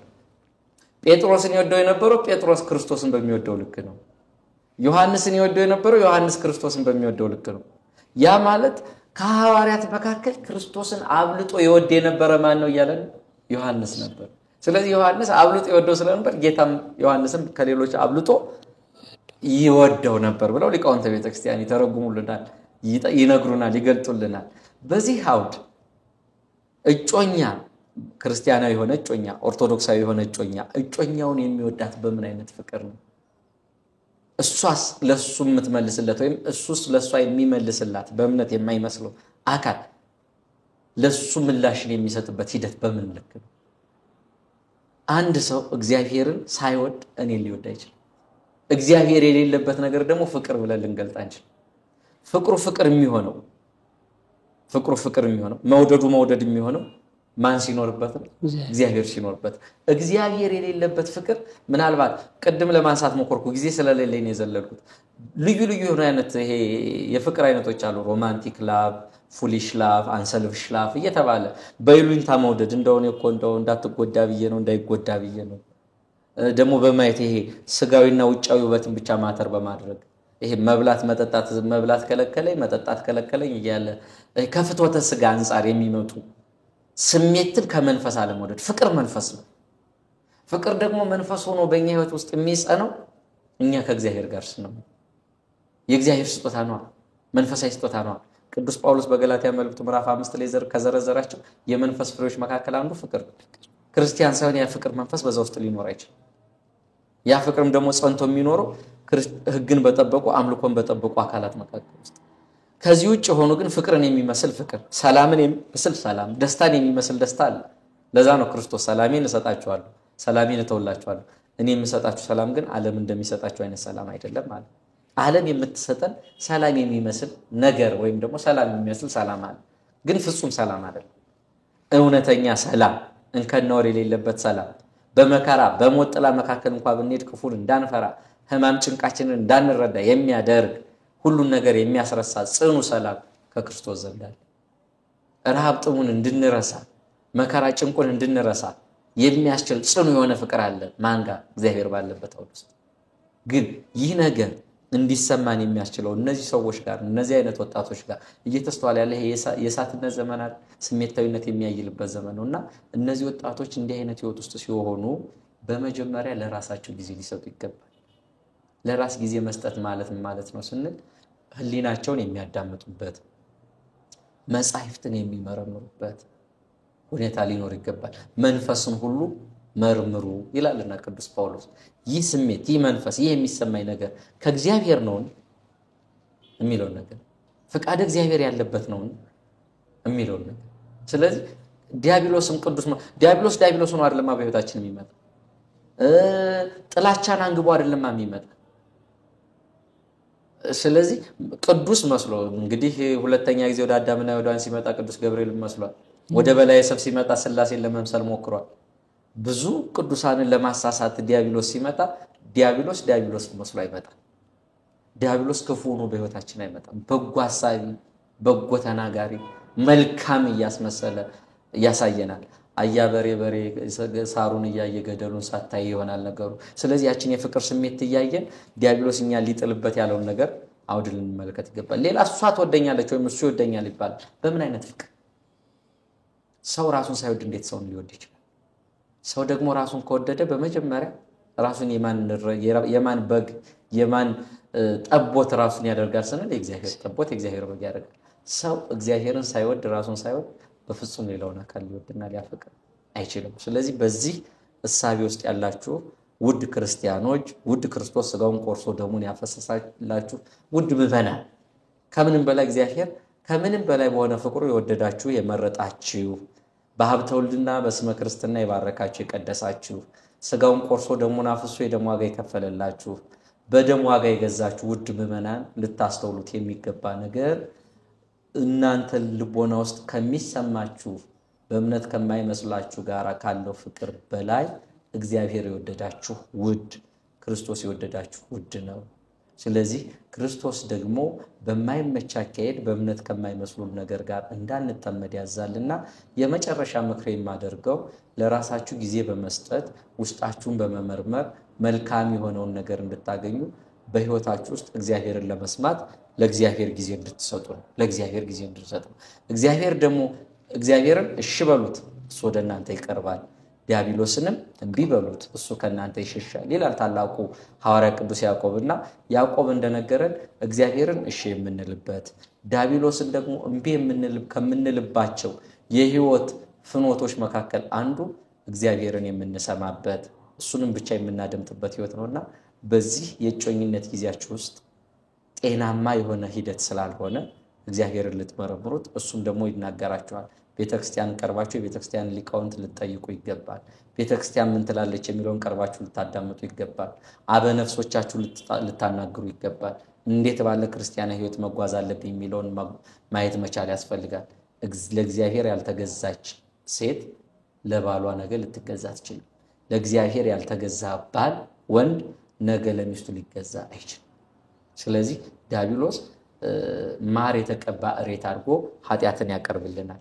ማር የተቀባ አድርጎ ከሚያቀርባቸው የኃጢአት ህይወቶች መካከል በምርጫችን በህይወታችን የተሳሳተ ምርጫን እንድንመርጥ ይሄንን የጮኝነት ጊዜን ማር የሚል ነገር ያደርግና እሬቱን ከጋብቻ በኋላ ያወጣዋል። ያኔ ለአመሳት ወለደች እንዳትልሰው ፈጃት እንዳትወ ልጇ ሆነባት ይሆናል። ስለዚህ እንዳንቶ ትዳር የሚሆንብን እንዳንኖር ደግሞ ከእግዚአብሔር የሚለየን ሰላማችንን የሚነሳን ትዳርን ከመመስረታችን በፊት ክርስቶስን የሚያስደስት ህይወት ሊኖረን ይገባል። የመጨረሻ ነገር እቺን ተናገር ልጨርስ። ያቺ ነገር ምንድናት? ምናልባት ከሚዲያ በስተጀርባም ያላችሁ እንደው ደግሞ እዚህም ጋር ያለን ልናስተውለው የሚገባ ነገር ይህንን ቃሌን የምትሰሙ ሁሉ ማለት ነው እግዚአብሔር ከሌለበት የከበረ የትዳር ህይወት እግዚአብሔር ያለበት ድህነትና ብቸኝነት እጅጉን ይበልጣል። ምን ለማለት ፈልጌ ነው? ትዳር ትዳር የሚሆነው ሀብት የሚሆነው ውበት የሚሆነው ልጆችም ልጆች የሚሆኑት ከፊት እግዚአብሔር ሲቀድም። እግዚአብሔር የሌለበት ትዳር አንድነትና ትዳር አይሆንም። እግዚአብሔር የሌለበት የልጅነትና የአባትነት ወይም የእናትነት መንፈስ ሊጸና አይችልም። እግዚአብሔር የሌለበትም ሀብት ከሚሰጠን ጥቅም ይልቅ የሚያጎለን ጉድለት ይበዛል። ስለዚህ ትዳር እግዚአብሔር ከሌለበት ዜሮ ነው። ልጆች እግዚአብሔር ከሌለባቸው ዜሮ ናቸው። ውበቱም ሁሉም ነገር። ስለዚህ ዋጋ የሌለው ህይወታችን ዋጋ የሚኖረው ምንድነው ስንል እግዚአብሔር በህይወታችን ሲቀድም ነው። ስለዚህ በእጮኝነትም ዘመናችሁ በትዳራችሁም ዘመን ልታስተውሉት የሚገባ ነገር ምንድነው ብለን ስንናገር እግዚአብሔር ማስቀደም ነው። ምናልባት ተጋብታችሁ አሁን በትዳር ውስጥ ያላችሁ አካላት ደግሞ ካላችሁ በእምነት ባለመመሳሰል ሂደት ውስጥ በክርስትናው እምነት ያላችሁ ባሎች ከሆናችሁ ባሎች፣ ሚስቶች ከሆናችሁ ሚስቶች እግዚአብሔርን አጥብቃችሁ በእንባ እያለቀሳችሁ ጠይቁት። የተገባ ትዳር ይፍረስ አንልም። የተወለዱ ልጆችም ደግሞ ያለንተናቸው ይሄዱ አንልም። ግን እግዚአብሔር ያንን ትዳር የተቃና ያደርገው ዘንድ ወደ እግዚአብሔር አብዝታችሁ በእንባ ጠይቁ። የናንተ ማልቀስ፣ የናንተ ማንባት፣ የናንተ የማትችሉትን ስራ እግዚአብሔር መለኮታዊ ጣልቃ በመግባት ለሱም ለኛም በሚመች መልኩ የማስተካከል ኃይል አለው። በሀበ ሰብኒ ይትካሃል ወበሀበ እግዚአብሔር እኔ ሁሉ ይትካሃል ብሎ መጽሐፍ እንደተናገረው በእኛ በሰዎች የማይቻለው በእግዚአብሔር ይቻላልና እያወቅ በድፍረት ሳናውቅ በስህተት የገባንበት የተሳሳተውን ጎዳና እግዚአብሔር እንዲያስተካክልልን ህይወታችንን ለእግዚአብሔር ልናስማርክና ልንሰጥ ይገባል። ስላዳመጣችሁኝ አመሰግናለሁ። እግዚአብሔር ይስጥልኝ። ወስብሐት ለእግዚአብሔር። ግሩም ነው። እንደው ቃልዎት ያሰማልን። ሊተላለፍ የሚገባው መልእክት በሙሉ በተገቢው መንገድ ተላልፏል የሚል እምነት አለን። ይሄን መርሃ ግብር መከታተል ላይ ያለሽ እህት እወደዋለሁ ከምትዩ አይዛብ እጮኛሽ እግዚአብሔርን ከማያቅጮኛሽ ይልቅ የምትወጁ እግዚአብሔር ሊኖር ይገባል። ይሄን መርሃ ግብር የምታየው ወንድም እወዳታለሁ ከምትላት እግዚአብሔርን የማታውቅ እጮኛ ይልቅ እግዚአብሔርን ልትወድ እግዚአብሔርን ደግሞ እንደሚወድ ልታስብ ይገባል። ከሌላ ቤተ እምነት ጋር ጋብቻን መፈጸም ቤተክርስቲያናችን ፈጽሞ የማትፈቅደው ጉዳይ ስለሆነ አካሄዳችን መንፈሳዊ እግዚአብሔራዊ እንዲሆን ራሳችንን እንድንመረምር ነው ማለት ነው። መርሃ ግብራችንን በዚሁ ፈጽመናል ማለት ነው። ለሚቀጥለው ሳምንት ደግሞ በሌላ ርዕሰ ጉዳይ እንመጣለን። ምን አይነት ርዕሰ ጉዳዮችን እናንሳ የሚለውን ሐሳብ ኮሜንት መስጫው ላይ ደግሞ ማስቀመጥ ይቻላል። በሚቀጥለው ጊዜ ቤተክርስቲያን በዚህ ጉዳይ ምን ትላለች በሚለው ላይ እንድናነሳላችሁ የምትፈልጉት ማንኛውም ሐሳብ ካለ በኮሜንት መስጫው ላይ ሐሳባችሁ እንድታጋሩን ይሁን። ይህንን መርሃ ግብር እየተከታተላችሁ ያላችሁት በዘንስር ሚዲያ ነው። ዘንስር ሚዲያን ሰብስክራይብ፣ ላይክ፣ ሼር እያደረጋችሁ አገልግሎቱን እንድትደግፉ በዚሁ ጥሬን ማስተላለፍ ወዳለው እንግዲህ ቀሲስ አክብረውን ስለመጡ ይሄን የመሰለ ግሩም መልእክት ስላስተላለፉ እግዚአብሔር ክብር ያድልልን፣ ቃልዎት ያሰማልን። አሜን። እኔም አክብራችሁ ስለጠራችሁኝ ለዘንስር ሚዲያ ከልብ አመሰግናለሁ። እግዚአብሔር ይስጥልን። መርሃ ግብራችንን በዚሁ ፈጽመናል። የሳምንት ሰዎች ይበለን። ሰላም እግዚአብሔር ከሁላችን ጋር ይሁን።